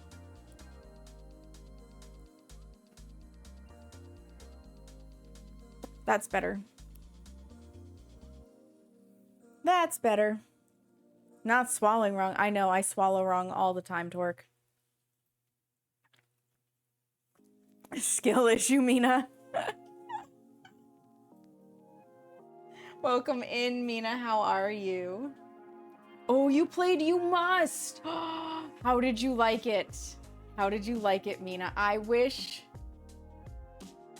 I had been there for that stream, but I have a feeling that was when I was busy. Because You Must it's my favorite of the Amica games. Still a little too warm. When aren't I busy? When I'm sleeping. Oh, yes, go to your video doctor appointment, Tommy E.T. That's very important. That you could die in. It does up the stakes. It does. So I have to ask, where did you die? Because I only died once, and it was at a very specific spot.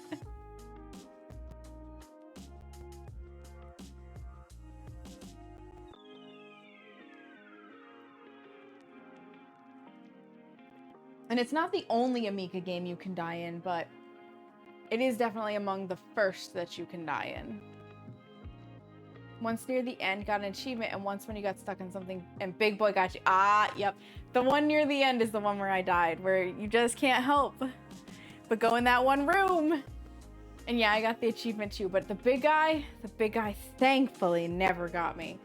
He terrified me. I definitely didn't like him, but I managed to avoid him. Okay. I can touch it for the most part, so we should be able to scoop more onto it.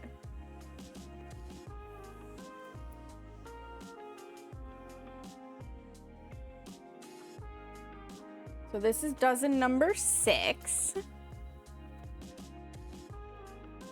I will write down how many dozen I get as well, so I can update the recipe in Discord. Because that's important for people planning on making these.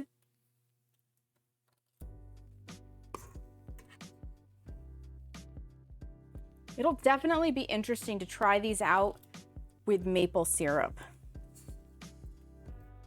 Because I do have some maple loving friends that I think would really appreciate that. But these in and of themselves are phenomenal. And what's really interesting is, like, normally an oatmeal cookie has a very specific texture to it, right? I don't get that specific texture from these. It's different. And I have a feeling it has something to do with the way the golden syrup and melted butter react with stuff.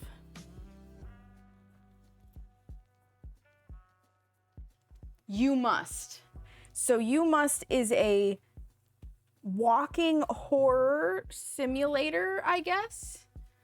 I think that the term is basically a walking horror, where you've got some light puzzles to solve and there's scary elements along the way. Amiga is well known for them, and usually in an Amiga game you can't actually die. It just gets really scary. Well, most people get really scared. I hold a lot of scary games in contempt with a lack of fear, but I'm the outlier, okay? But You Must was one of the first ones where you could actually die in it.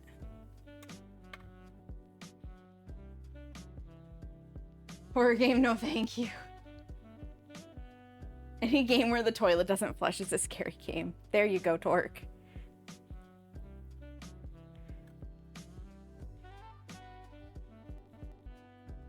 Yeah, I just played April 24th, which was the last one Amica released last week, and I wasn't impressed by it.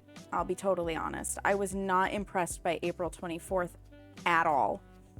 Christmas Nightmare was worse. But I don't know. These games don't typically scare me. So I am not the ideal demographic necessarily to play them, I guess. But I can't help myself. It's kind of become something of a meme here of how not scared will I be. Okay, that tray is ready for the oven eventually.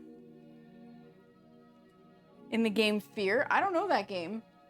I don't know that game.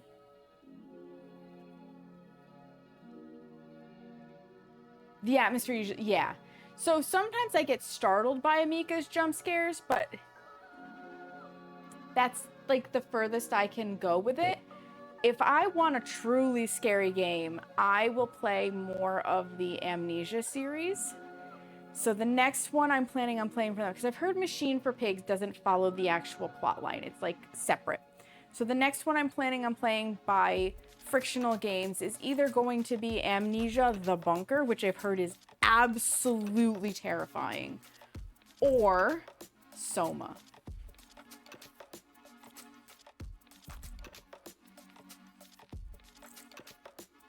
And jump scared, yeah, nope. Nothing wrong with that. Different genres of games for different people, and there is nothing wrong with that. I play all sorts of genres, which is why I'm a variety streamer.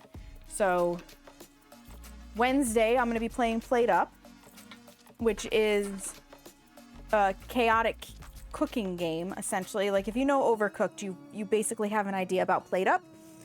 I'm going to let chat make all of my decisions in Plate Up on Wednesday, so you get to pick my cards, and hopefully you'll be able to try to set the tables on fire if I can get that working. And then Friday, we're going to play scary games, so we'll be playing...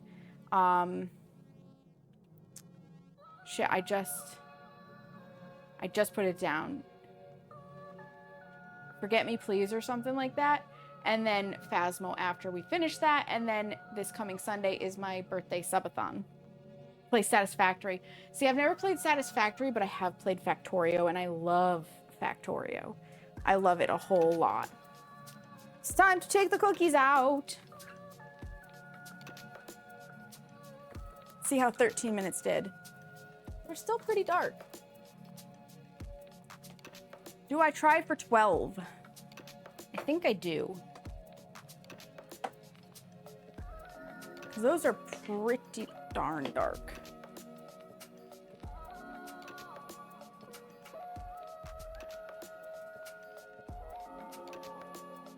In they go. That's dozen number 4 going in. Drop it to 12 and hit start. And I'm gonna actually bring these. Oh, no, not yet. Because I have to eventually take them off the tray. Duh. I'm having a moment, a senior moment.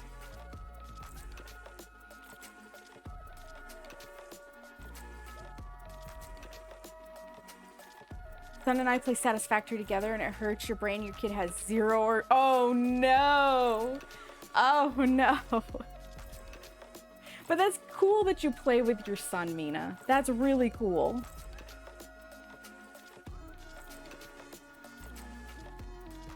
My favorite part about Factorio is the train system. So normally when I play Factorio, I am playing with my brother and our friend John. And we have forced John into being the person who does science. I build the train systems, and then I will help John with the science. And my brother is the fluids guy, so he takes care of oil and petroleum and doing all the nuclear stuff and, you know, going out to fight bugs. So we each have like our own different things in Factorio. We've never beaten it because we get just so far. And then we switch games, like our brains get distracted by something else. So we've come really close twice now, but we've never actually beaten it.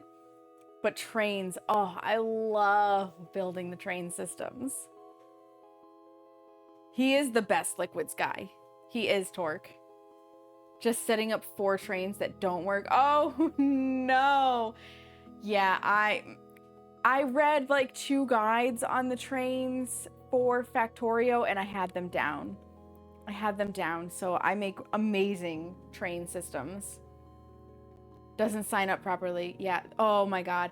I love the OCD sections though. Like, I have OCD tendencies, and it just pleases me to no end.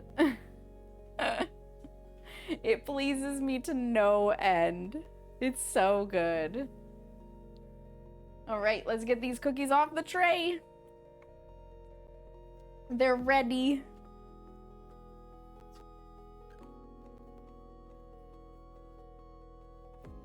Briefly, once I played Factorio on stream with them. I may have to play it again.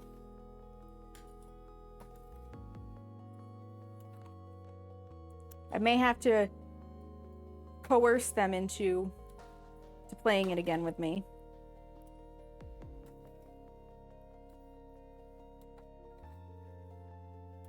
They've just convinced another one of our friends, though, to join them for World of Warships, which that is not a game that I'm interested in. And so they may be on a ship's grind for a little bit. Bring this over here where it can finish cooling off. Flop. We got just under 9 minutes on the clock. The signs in Satisfactory suck. Oof. The world's That's best brutal. lovers incoming. That's brutal. Hello, Rukia, hi. Welcome in. How are you doing, friend? Long time no see. Long time no see. How's it going? Is this the first time you've been here, Rukia, when we're in the kitchen? I feel like you normally catch me normally I think you catch me doing nail art, not even really gaming. Still breathing. Still breathing is important. Still breathing is very important. You caught once. Okay. I couldn't remember. It's sporadic and it's been a while. Why do I have other notifications? Don't care. Don't care. Okay, I'll check those later. Moa Beverage.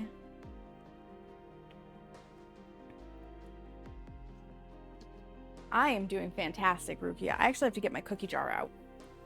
We're gonna need that.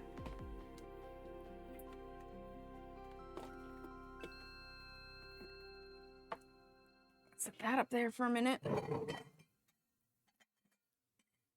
Cookie jar.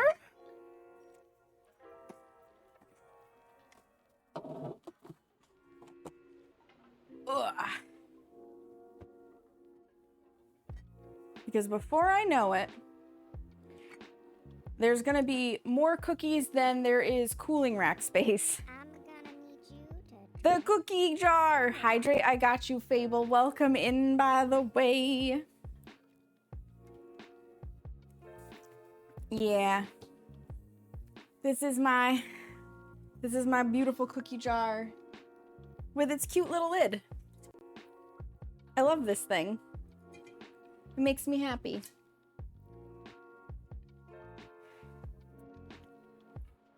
Despite being a very modern woman, I do love kind of some of the traditional aspects of, I would say, like the 50s home. And having a cute cookie jar full of cookies is one of those things that just pleases me. This is dozen number 7.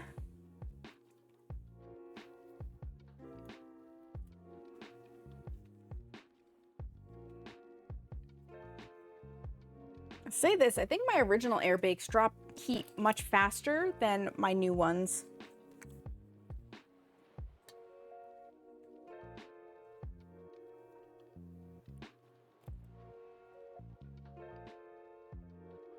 It's not a pumpkin. It's just like an old-fashioned doodad, like an old-fashioned doorknob or something in style.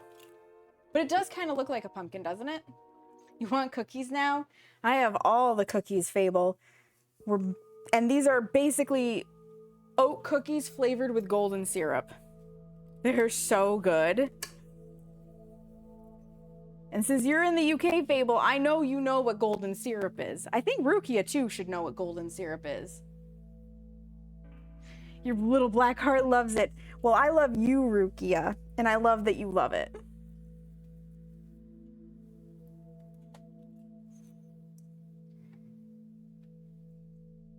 Tilt this down a little so you can really see the cookies plopping on the tray. It is one of the best things ever. No, you, Rukia. Like, Suspenders sent me a giant container of it because I had mentioned that I really wanted to try baking with it, but getting my hands on it was going to be a little bit of a, a struggle. And it is so good. There's no comparing it. Like, it's amazing. It's fantastic. And these cookies exemplify it. Now that I've had golden syrup, there's no going back. It will be one of the ingredients that just lives in this house for the moments when I need it. Yeah, we probably got one more dozen of cookies left in this bowl. So I think we're actually going to get 8 dozen cookies, not 4. So the recipe makes twice as many cookies as it said it would. You don't have that there either? You're in Portugal, Rukia? Do I have that right? Yes, okay. I'm surprised because I know then they have it in the UK, they have it in Australia, and they have it in New Zealand. So I would wonder if maybe they do have it nearby that you could get a hold of. Regardless, it should be easier for you to get your hands on than it is for me to get my hands on it.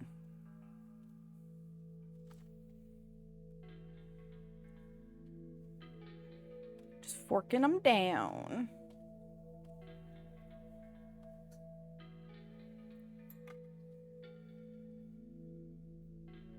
Black treacle. I've never heard of black treacle. Isn't that... Treacle sounds like a mushroom, though. Is it mushroom based?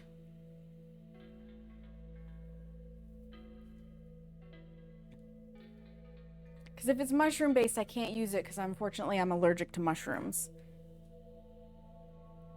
I have ye old shitty genetics.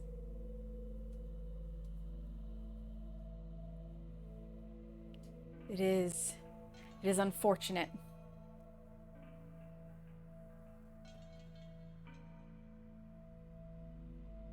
I could just Google it, I suppose. Black treacle.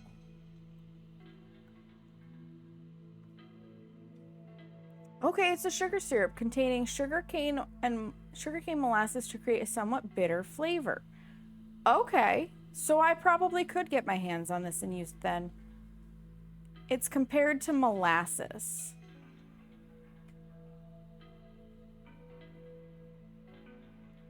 Okay, so it probably is molasses here in the States. Molasses. You have all of those mushrooms for me, Rukia. Okay, so golden syrup is a form of it. Got it. Yeah, it's probably molasses then. I would put it probably that's what it is because I will say golden syrup does not taste like molasses. It's more like smoky caramel flavor, whereas molasses is... God, how do I even describe molasses? Like heavily sweet, but on the bitter side of sweet. We are, Opal. Welcome in. You've had it. They're very similar. Good to know, Pixie.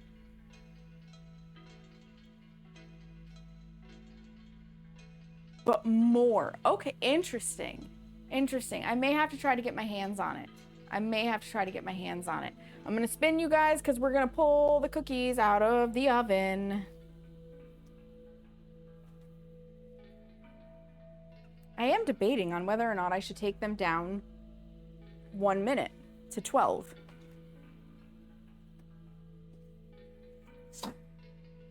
No, I think I'm going to trust myself. 13 minutes for these bad boys. Next tray.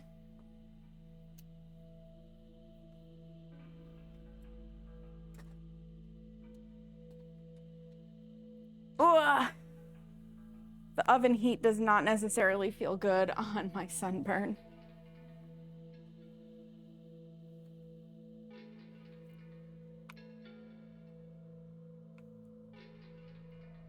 With black treacle, and you can tell the difference. Oh, interesting, Opal.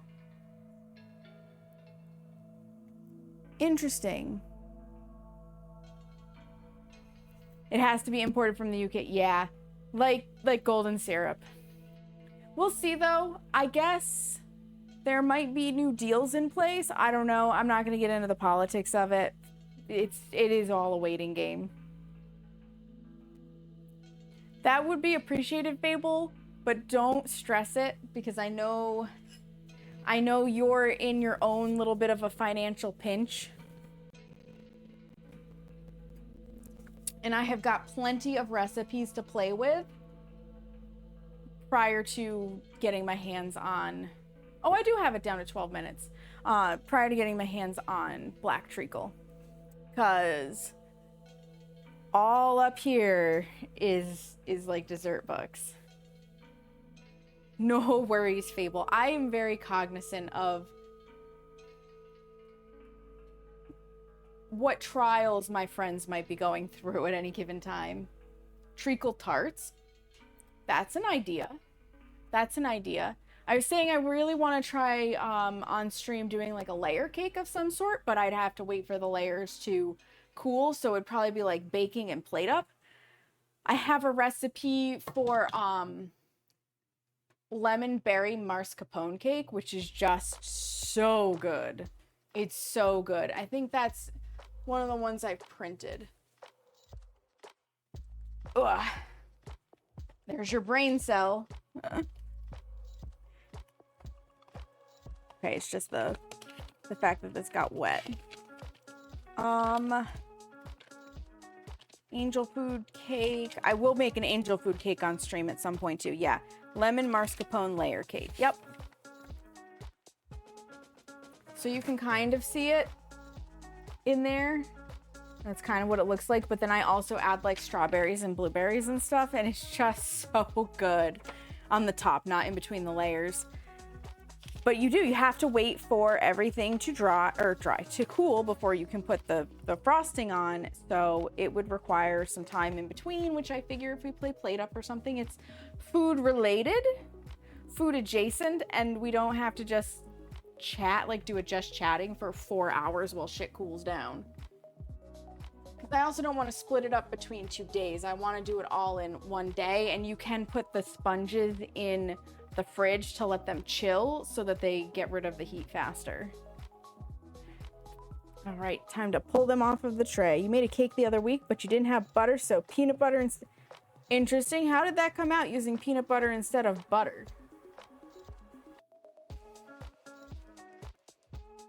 Because that is a very interesting choice for substitution, considering the flavor profile is very different.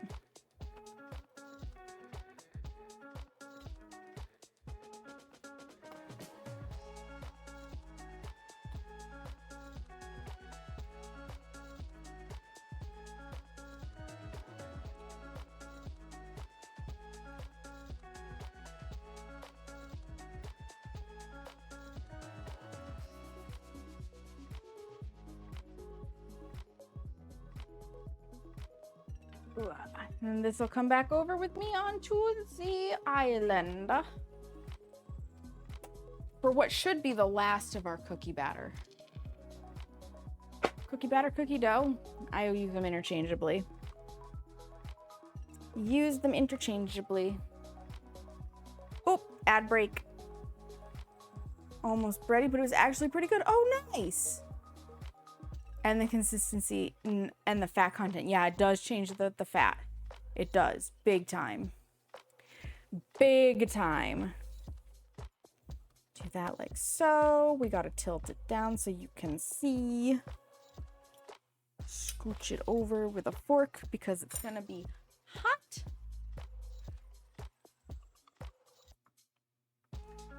Hot, hot, hot, hot, hot. Yeah. We're very close to the end. I think this will be the last of it. I can show those of you who can see. That's what we got left in the bowl. I think this is probably 1 more dozen cookies.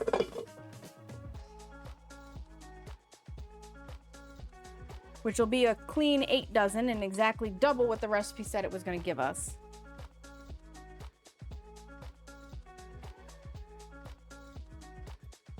Yeah, my original air bakes drop heat so much faster than my new ones.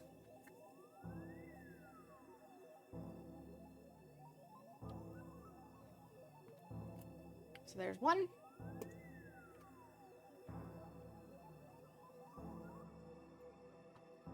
2.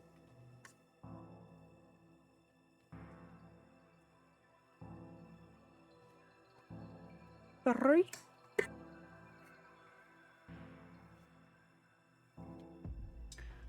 Four.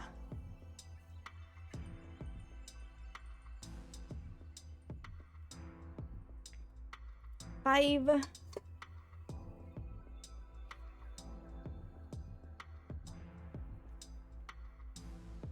6. Oh, maybe we'll get more than just one more dozen. 7.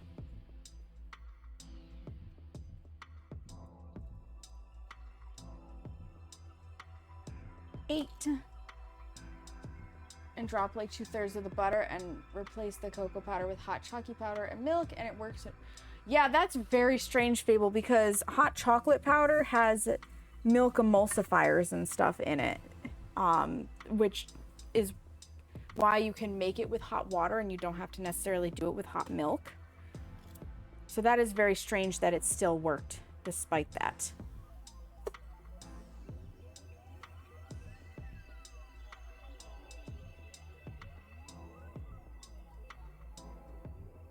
Which you can substitute in baking, means you can make the same sweet treats on a tighter. You know what? Nothing wrong with that.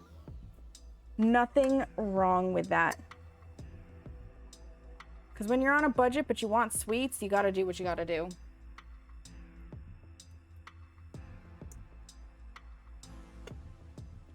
You gotta do what you gotta do. I don't know approximately how many more we would get out of this.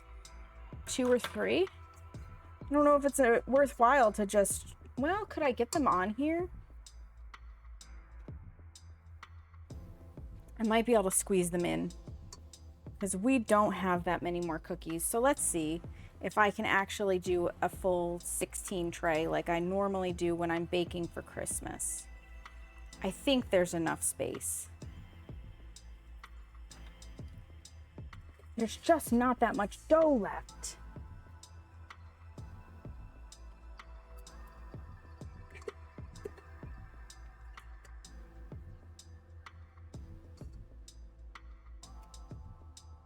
Like, I actually have to get my hand in there to squeeze some of it together to get a little bit of a cookie shape. And then, yeah, there's like one more cookie left.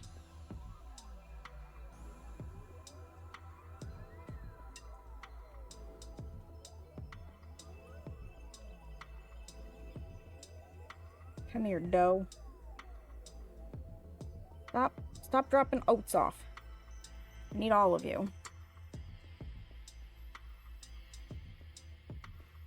Yep, okay. So we get 8 1/4 dozen cookies.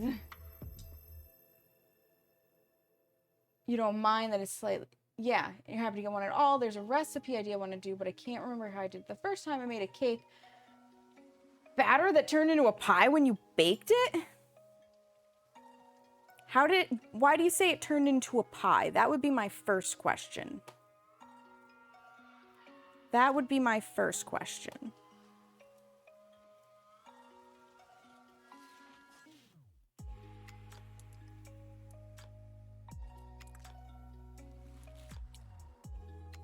Yeah, these last little bits are a little crumblier.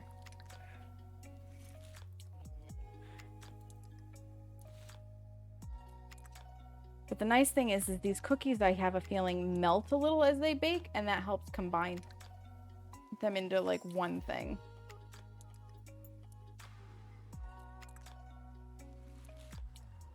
Okay. 2 minutes on the one that's in there.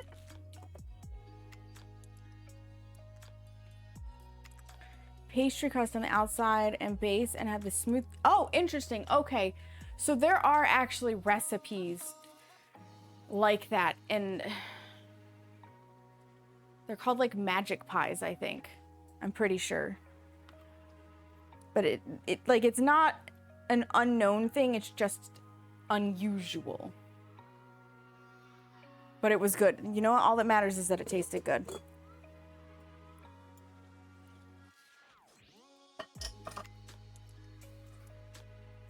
Get water in this.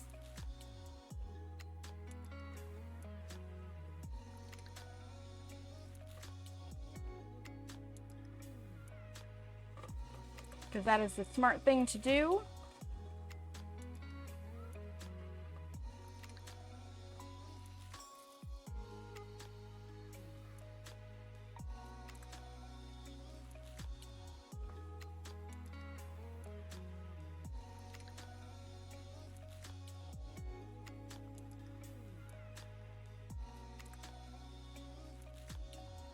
There we go. And then I need the paddle to go in there so that it can soak. These ones don't need to soak, so they can just be like that. You want to make it again? You did by act. Oh, yeah. So, again, my recommendation based off what I do when I'm baking and I'm substituting and experimenting is I make notes. I write everything down because if it does come out good, I want to be able to redo it. So actually, speaking of notes, we dropped this to 12 minutes. So I'm going to put 12 to 13.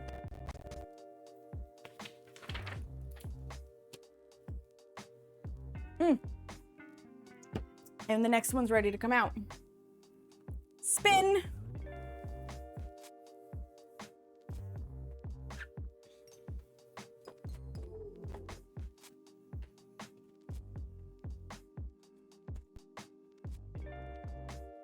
One comes out.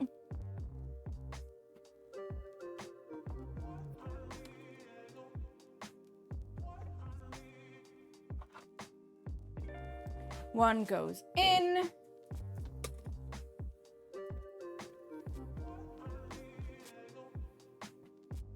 We hit the start button and let those cool off a little bit before we take them off the tray.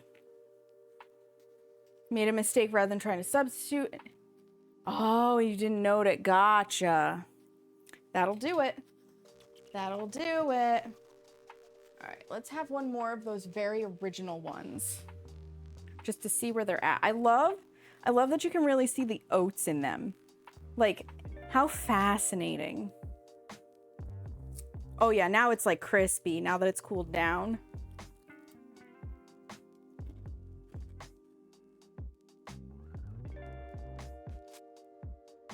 Which is still good. I just don't like a crunchy cookie. I like them to have a little more chew.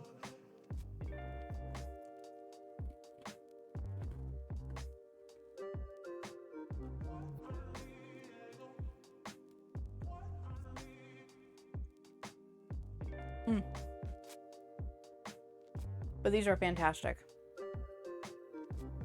These are absolutely fantastic.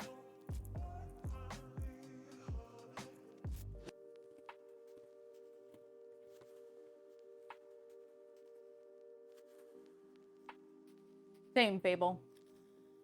Same.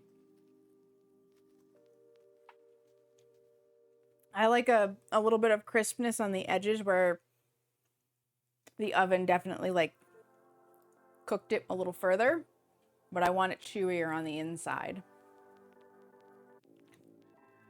So we were messing around though with the timing in the beginning. These originally called for you to bake them for 18 minutes. And we have shaved off a full 6 minutes of bake time. Yes, thank you for being here. I really appreciate it. Have a great rest of your day at work. And I hope to see you in another stream.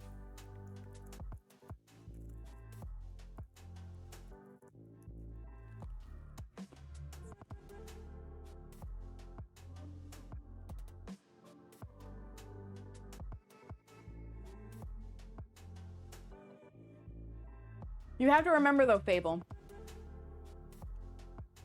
what we call cookies in America is what the rest of the world calls biscuits, basically. Well, yeah, basically, because Canada is technically North America as well.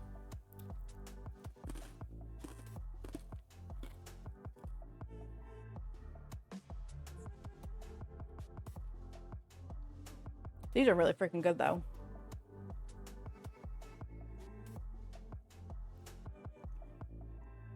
Yeah, our biscuits are close to a scone, yes. Yep. They sure are.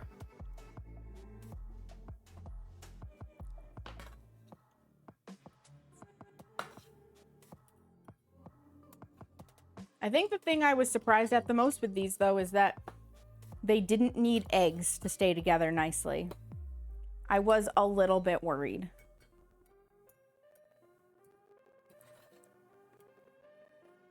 I know, these are fantastic.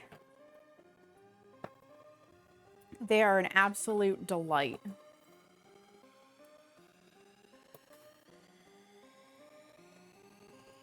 And they've got Seamus's seal of approval. He really likes them too.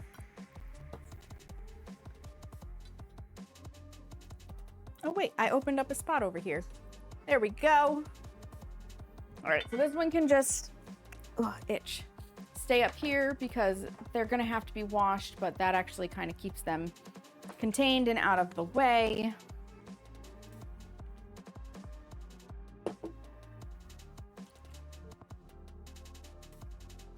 You know what? We're going to start without the bread. I can add bread later. I don't necessarily want to moisten these up. Into the cookie jar with the cool ones.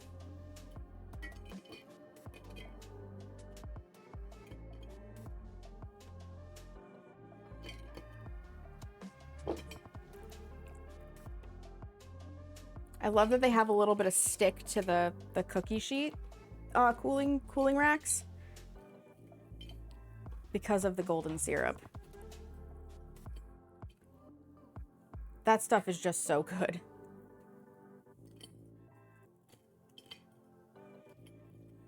It is so, so good.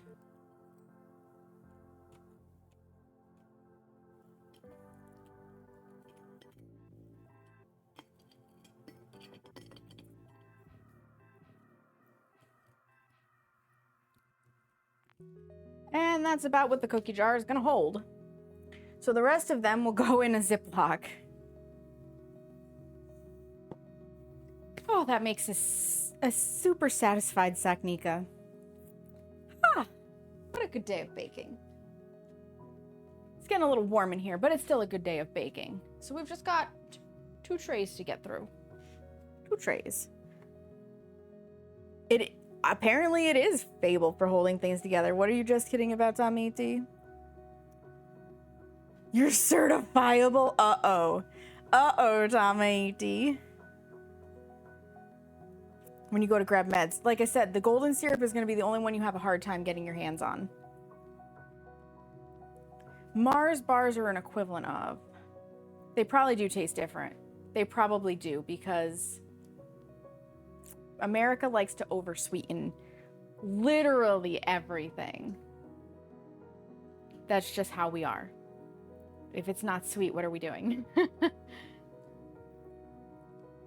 Like, the number one thing that is commented on between the countries is how sweet or not sweet the food is, depending on if it's Americans going to England or English coming to America. And the chocolate thing, yeah. The UK absolutely has superior chocolate. Hands down, superior chocolate. You could substitute honey. They're not going to have the same flavor as what I'm getting, but you could substitute honey. Yep. Oh, a Milky Way? That would make sense. It's got like a nougat and caramel and like a little bit of, I think Milky Ways have nuts in them. Maybe not. And then it's covered in chocolate. Yeah. Yep. Yeah, we would call them a Milky Way. Ugh. Well, I'm just standing here.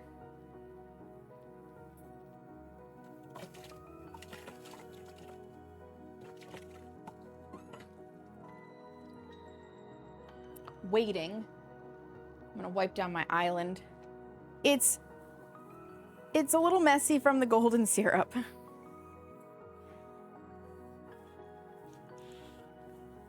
Yeah, you'll have to let me know how you like these, Tommy E.T. You'll have to let me know how you like them. Because I like them plenty with the golden syrup, and I bet they would be just as delicious with honey. Just a different flavor profile. And then it can be the next cookie that your family is addicted to. You're welcome. That you have to make like 7,000 batches of. That's what happened to Tamiti when she made my snickerdoodle recipe. She suddenly had to make a lot of cookies because everybody liked them and everybody wanted more.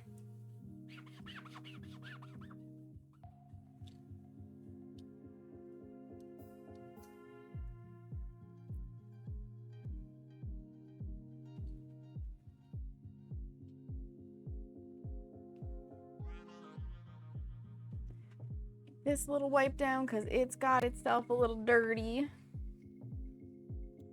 And this is how I normally bake too. Like, while things are working through the oven, I will clean. It's just smart.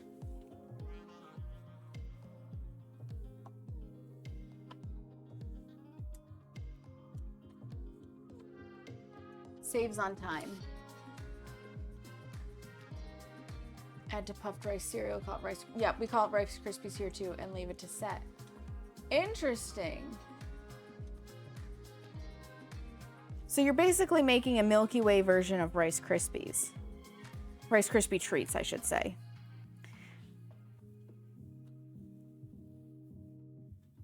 I can see why it would be tasty though. I can definitely see why that would be tasty.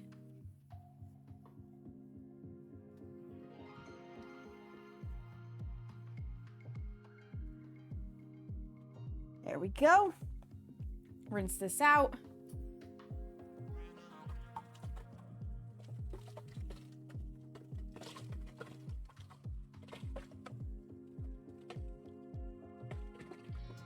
Oh, the cold water feels really good on my hands right now because it's so warm in here.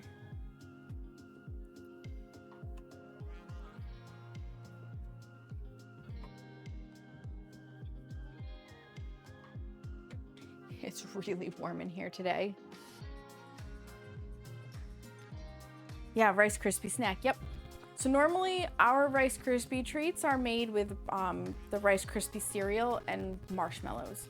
And then I'm assuming some other ingredients because I think there's like butter and stuff in them too, so that it's not quite as ungodly sweet. I've never actually made homemade Rice Krispies though. That is something that I always intended to do and just never did, and now I just buy them if I want them. But I've always thought about doing it with the chocolate crisped rice, so Cocoa Krispies, because a chocolate Rice Krispie treat sounds like, excuse me, it would be phenomenal. You prefer it with Milky Ways though. Nothing wrong with that. All right, we got to pull it out of the oven.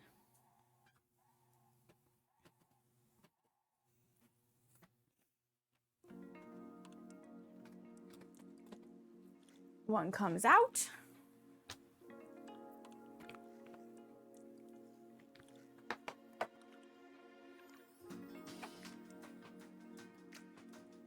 One goes in, and I do always close my oven to keep as much heat in as I can. Hit the start button. Yeah, that one's still, the silver ones just hold heat so much longer. So much longer. They're here called Cocoa Puffs. So we have a cereal called Cocoa Puffs, but it's a different cereal. So Cocoa Krispies is the small puffed rice cereal, whereas Cocoa Puffs are like, I want to say they're corn balls, puffed corn covered in chocolate.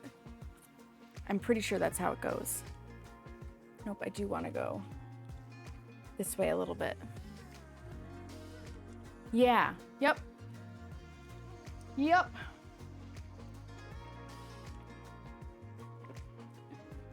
How it be? Where are we at time-wise? 2:28. Okay, yeah, I think...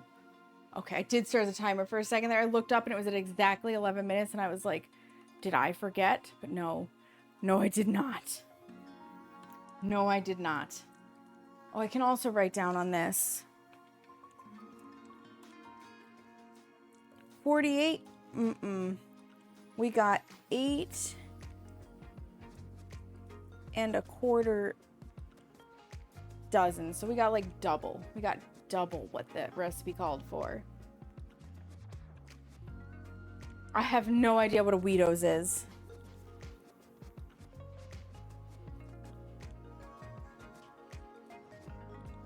It's number 70 scoop.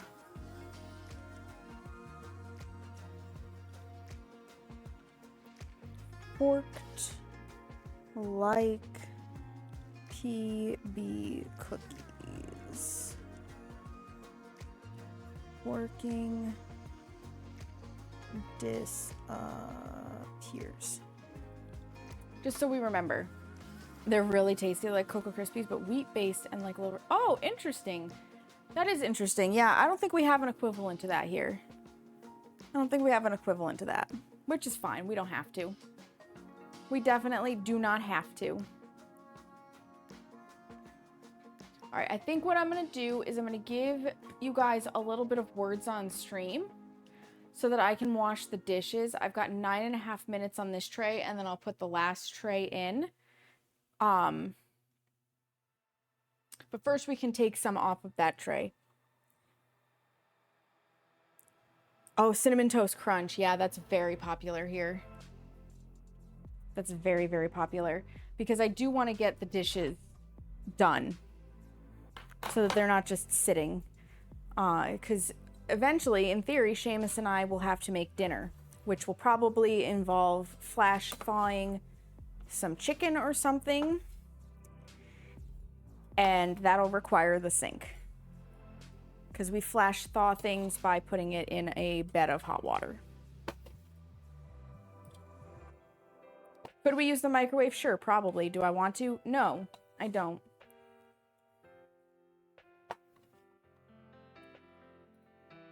But I'm thinking tonight is a good night to make rice bowl. And I think I want, well, I could maybe use canned chicken. I don't know. But basically, regardless, sink having access to, good idea. All right, so those are off of there.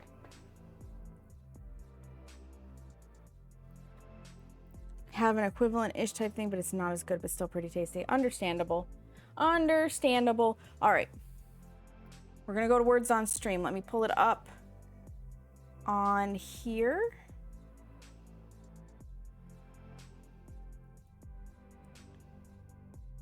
Because you can't do anything unless I do it here.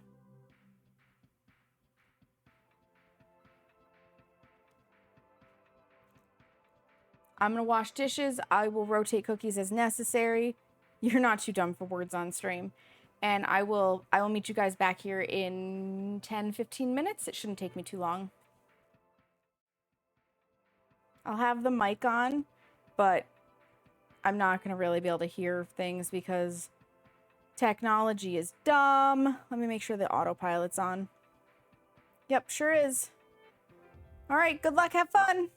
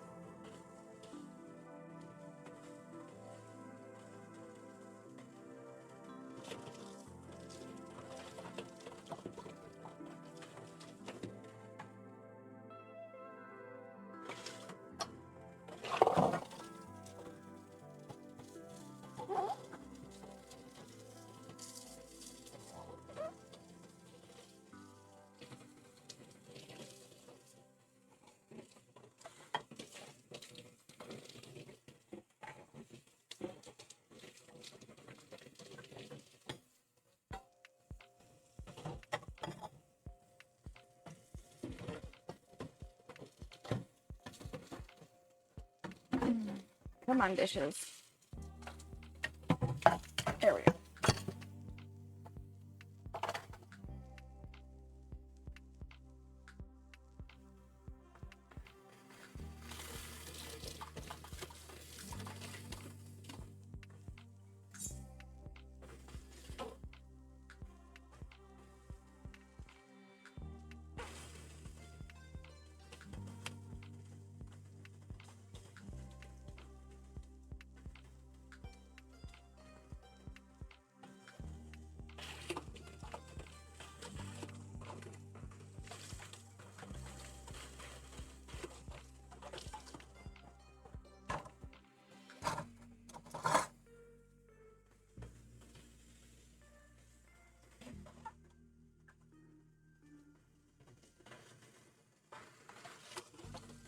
Gotta keep an eye on my clock at the same time.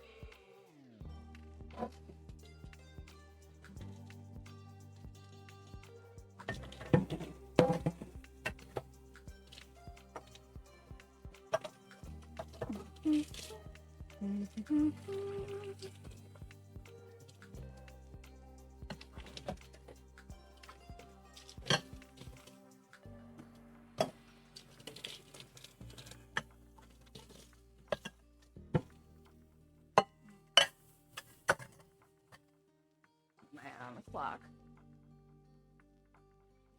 Oh, 3 minutes, cool.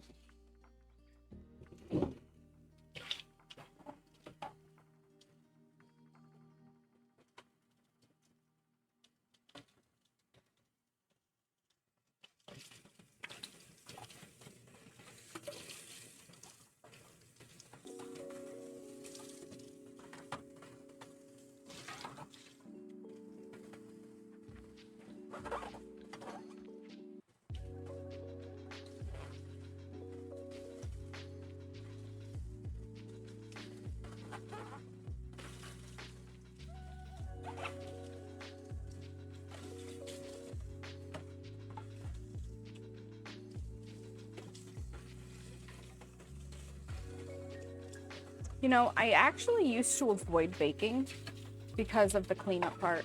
I didn't want to have to clean up after baking, so I just didn't bake. That, and I didn't want to wait for things to cool down. I just wanted to eat them. So there was a period of time in my life where I was anti-baking. I'm hoping I can get that same logic to happen with cooking so that I'm no longer like, God, I hate cooking, because right now I hate cooking. And I don't know what it is. I just don't like cooking.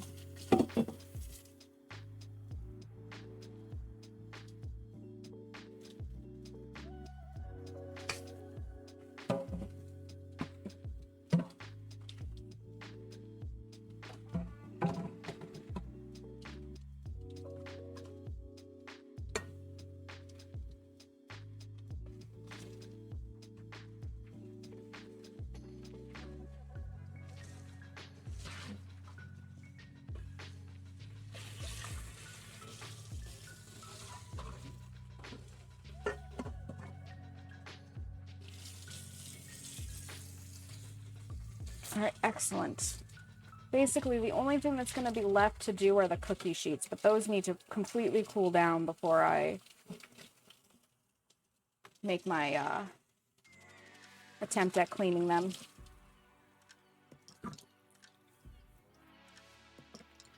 Because that's just smart. And we got 30 seconds on the clock to putting in the last tray of cookies. Handy. Handy dandy.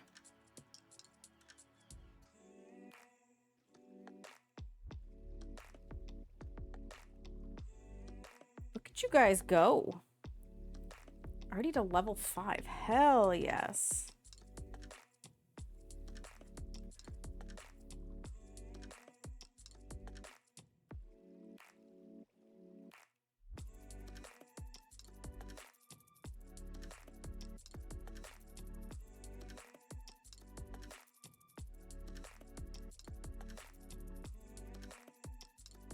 Nope, you got poem already. My bad.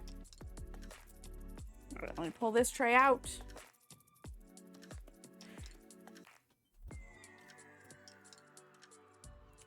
Doesn't matter because you still went to the next level.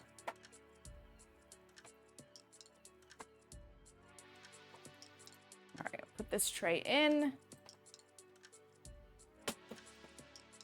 Ooh. Oven heat feels bad on sunburn.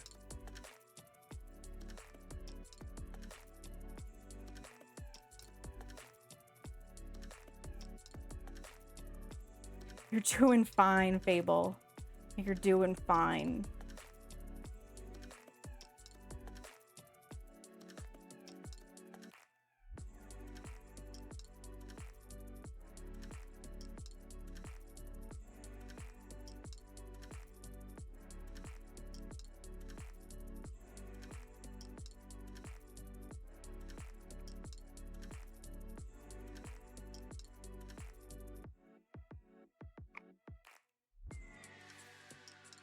Celery. Nice. So the Z is fake.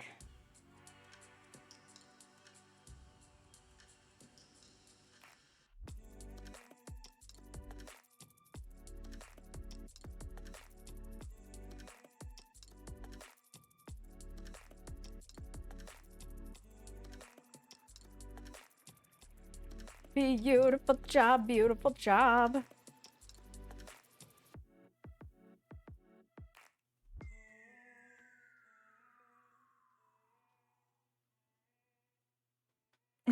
You're all good, Fable.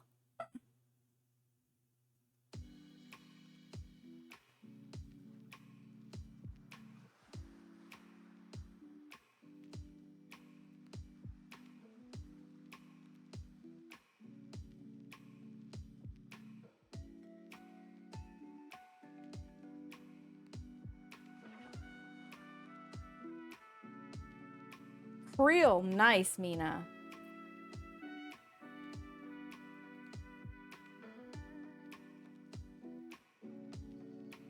This is that part where we like just start typing letters.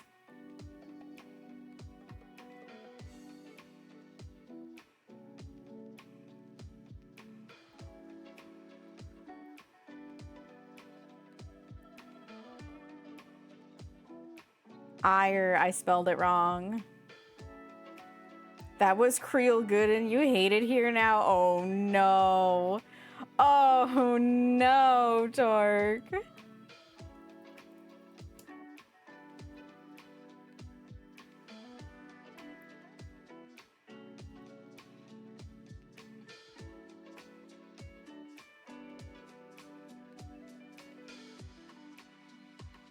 For a second there, I was second guessing myself on how to spell lettuce.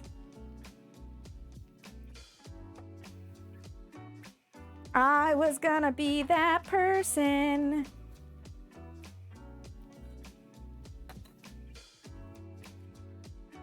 All right, taking these cookies off of the tray.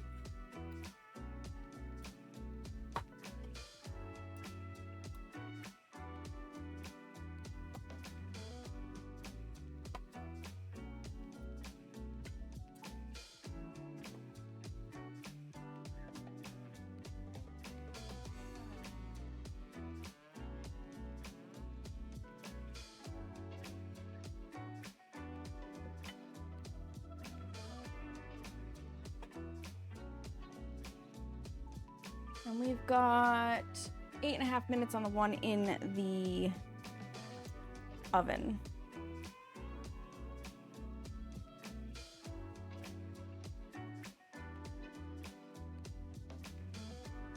Cult. That's us. We're our baking cult.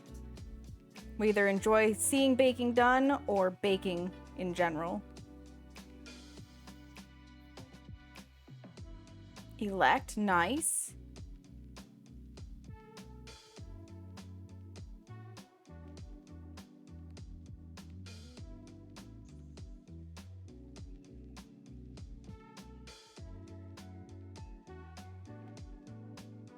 You read elect wrong. Yeah, I can see why you'd read it as erect.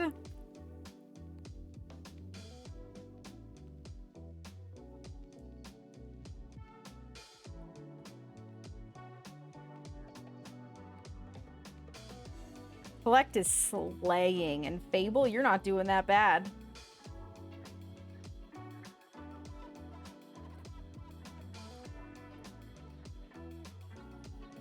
Oh, we've got a fake letter and a hidden letter. Here we go. Snitches get stitches.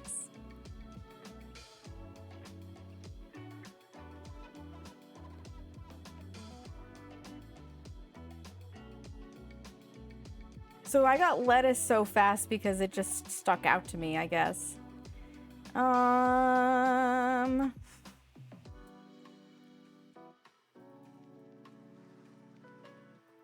E is the most common. Okay, A is the fake letter. I was about to say E is the most common letter used in the English language, so when it's not part of it. Oop, somebody got rail before me.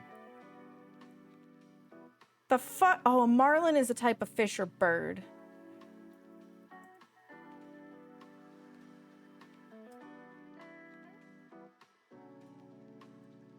So V is fake, A is the hidden.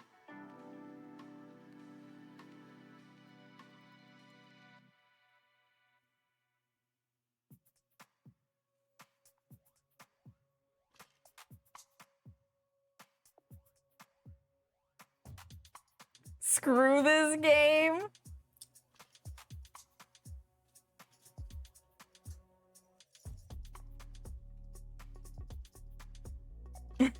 And the fake letters.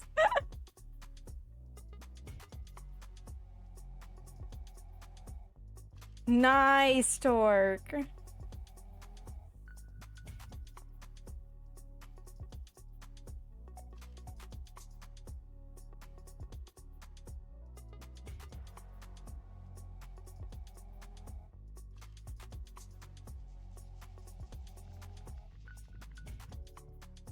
Brain is like overcooked rice. I understand that.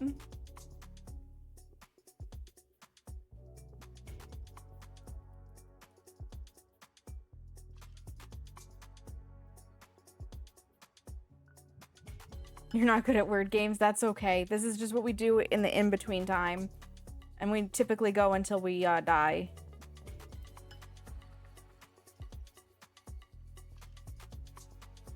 Spoon, so it's an extra O.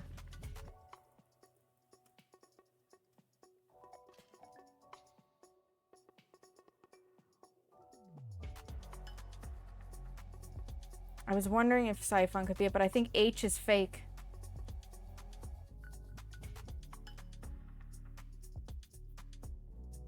Poison. Nice, Collect. H is fake.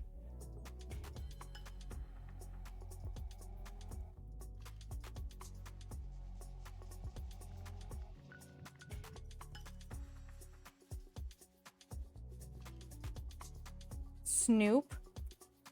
You see it, Mina. Ooh, ooh.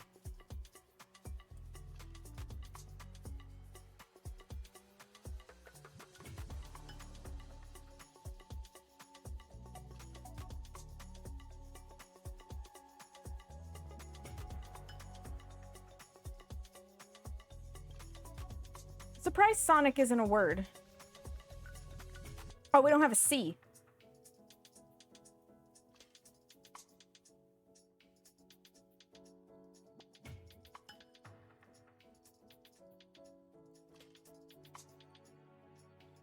H is fake. So when in doubt, go for the big word and just make words off of that.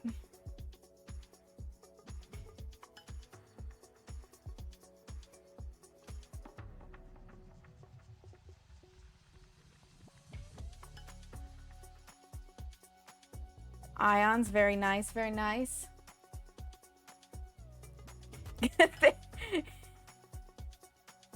There's no E, Seamus. There's no E.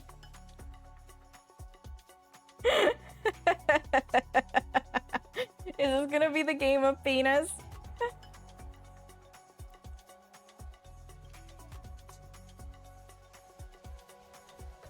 All right, minimum of 5 letters. Minimum of 5 letters. 1 fake, 1 hidden.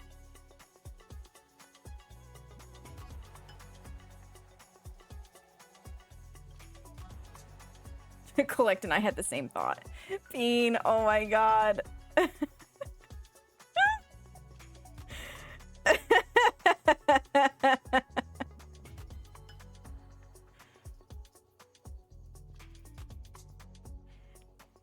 Collect, you gotta get out of my brain.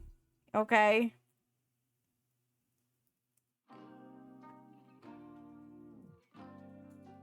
Prevent! Let's go! Let's go, Torque. There's all our letters.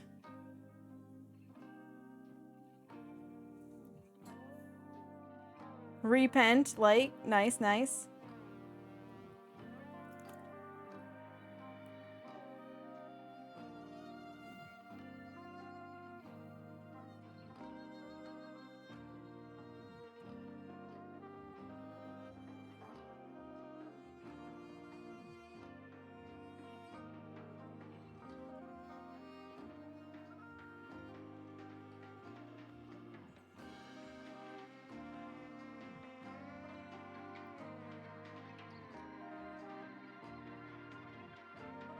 Nice, Collect. Nerve. Can't spell. And Seamus is just gonna put penis again.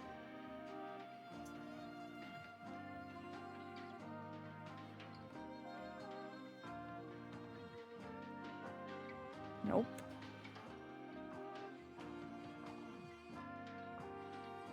Bite me game.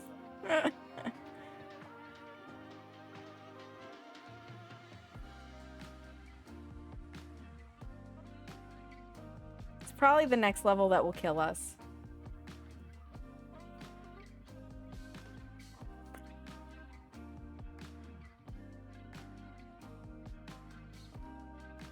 Alright, I gotta take out the last tray of cookies. I'm actually gonna swap these. And then they gotta sit for a moment before I can take them off of the tray.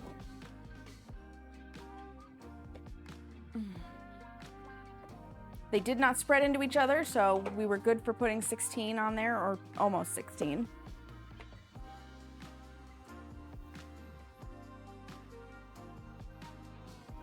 Claims. Okay,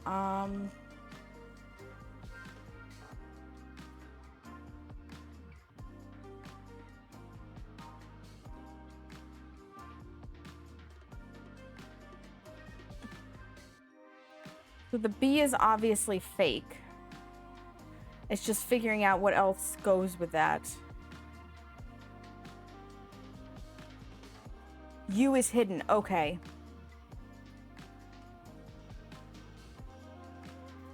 Musical. Nice.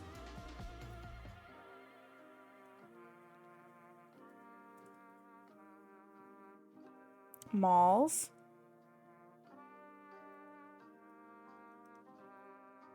Don't know if that's a word.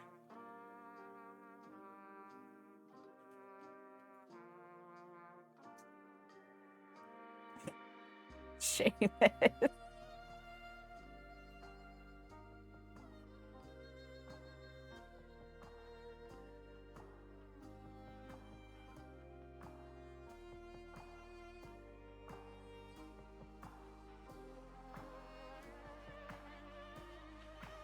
Sumac.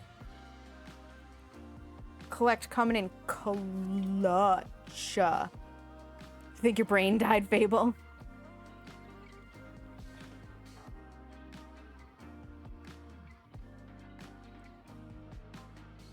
I see you on there, Gothic Freak. You got a word.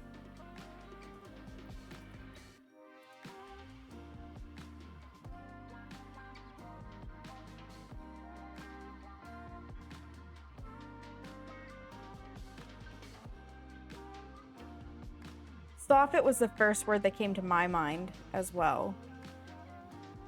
Oh no, and the words are hidden that get taken in. Tunes was what Collect put.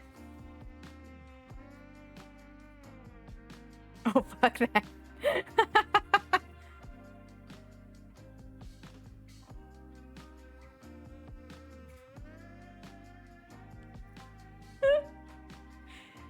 These are usually the levels that we can't do.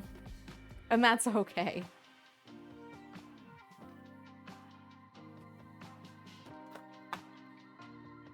Take these off of the tray. So we're basically going to play words on stream.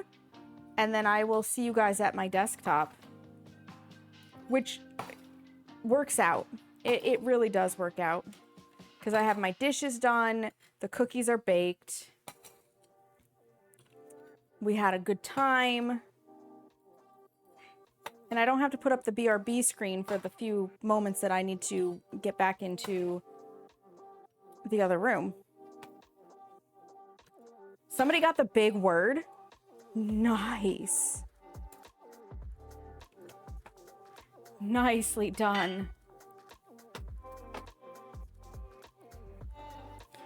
All right. You guys keep going. P is hidden. Good to know. Fisting. Seamus.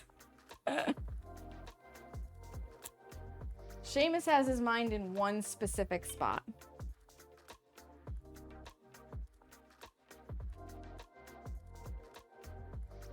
Oh, I forgot to turn off the oven. And that is why it's important for me to leave the oven light on so that I can tell. All right. You did well, you guys. You did really well. Really, really, really well.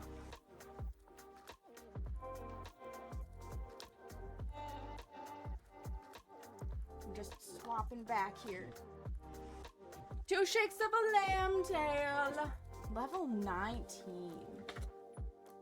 Beautifully done. I hope you guys can hear me okay. I seem to be coming through.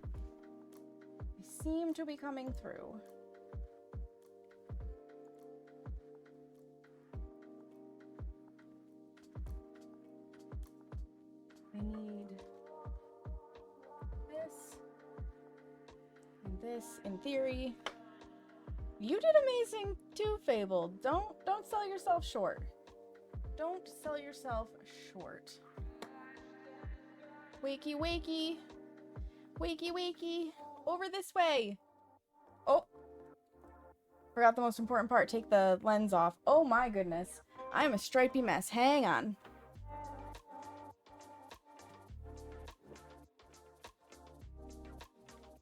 It's the afternoon sun. It comes in at like just the right angle. Now you can really see the burn. You can really see that burn. I'm gonna turn the music down just a hair more to make sure it doesn't come through the mic. That's all. Did awful? No, you didn't. No, you didn't. You did fine. You did great. Do not sell yourself short. You guys were amazing. Absolutely amazing. So we are going to find some place to go and hang out. Is the only thing you're good at. Well, you're gonna have to find a new skill, Fable. What can I tell you? What can I tell you? I really appreciate you guys being here, though, for the baking. I hope you enjoyed that. Once again, if you want, the recipe is in Discord. I will add my notes to the one that's in Discord. I would appreciate you hanging out with me while I find us a place to go. Do we want to go to gaming, or do we want to go to... Do you want me to see if there's somebody else doing cooking and baking? Like, we could potentially find somebody new. What are we feeling? What are we feeling, you guys? I don't think I've seen the dad joke yet. Yet being the prime and operative word.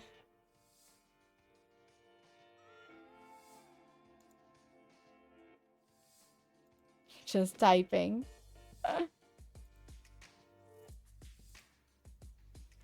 let's see. Because if we don't have a preference. Yeah, I have a group chat with Collect and Fable just sharing like sexy men doing sexy things because eye candy. And eye candy is fun. Sexy men and dad jokes now, yeah. You know what?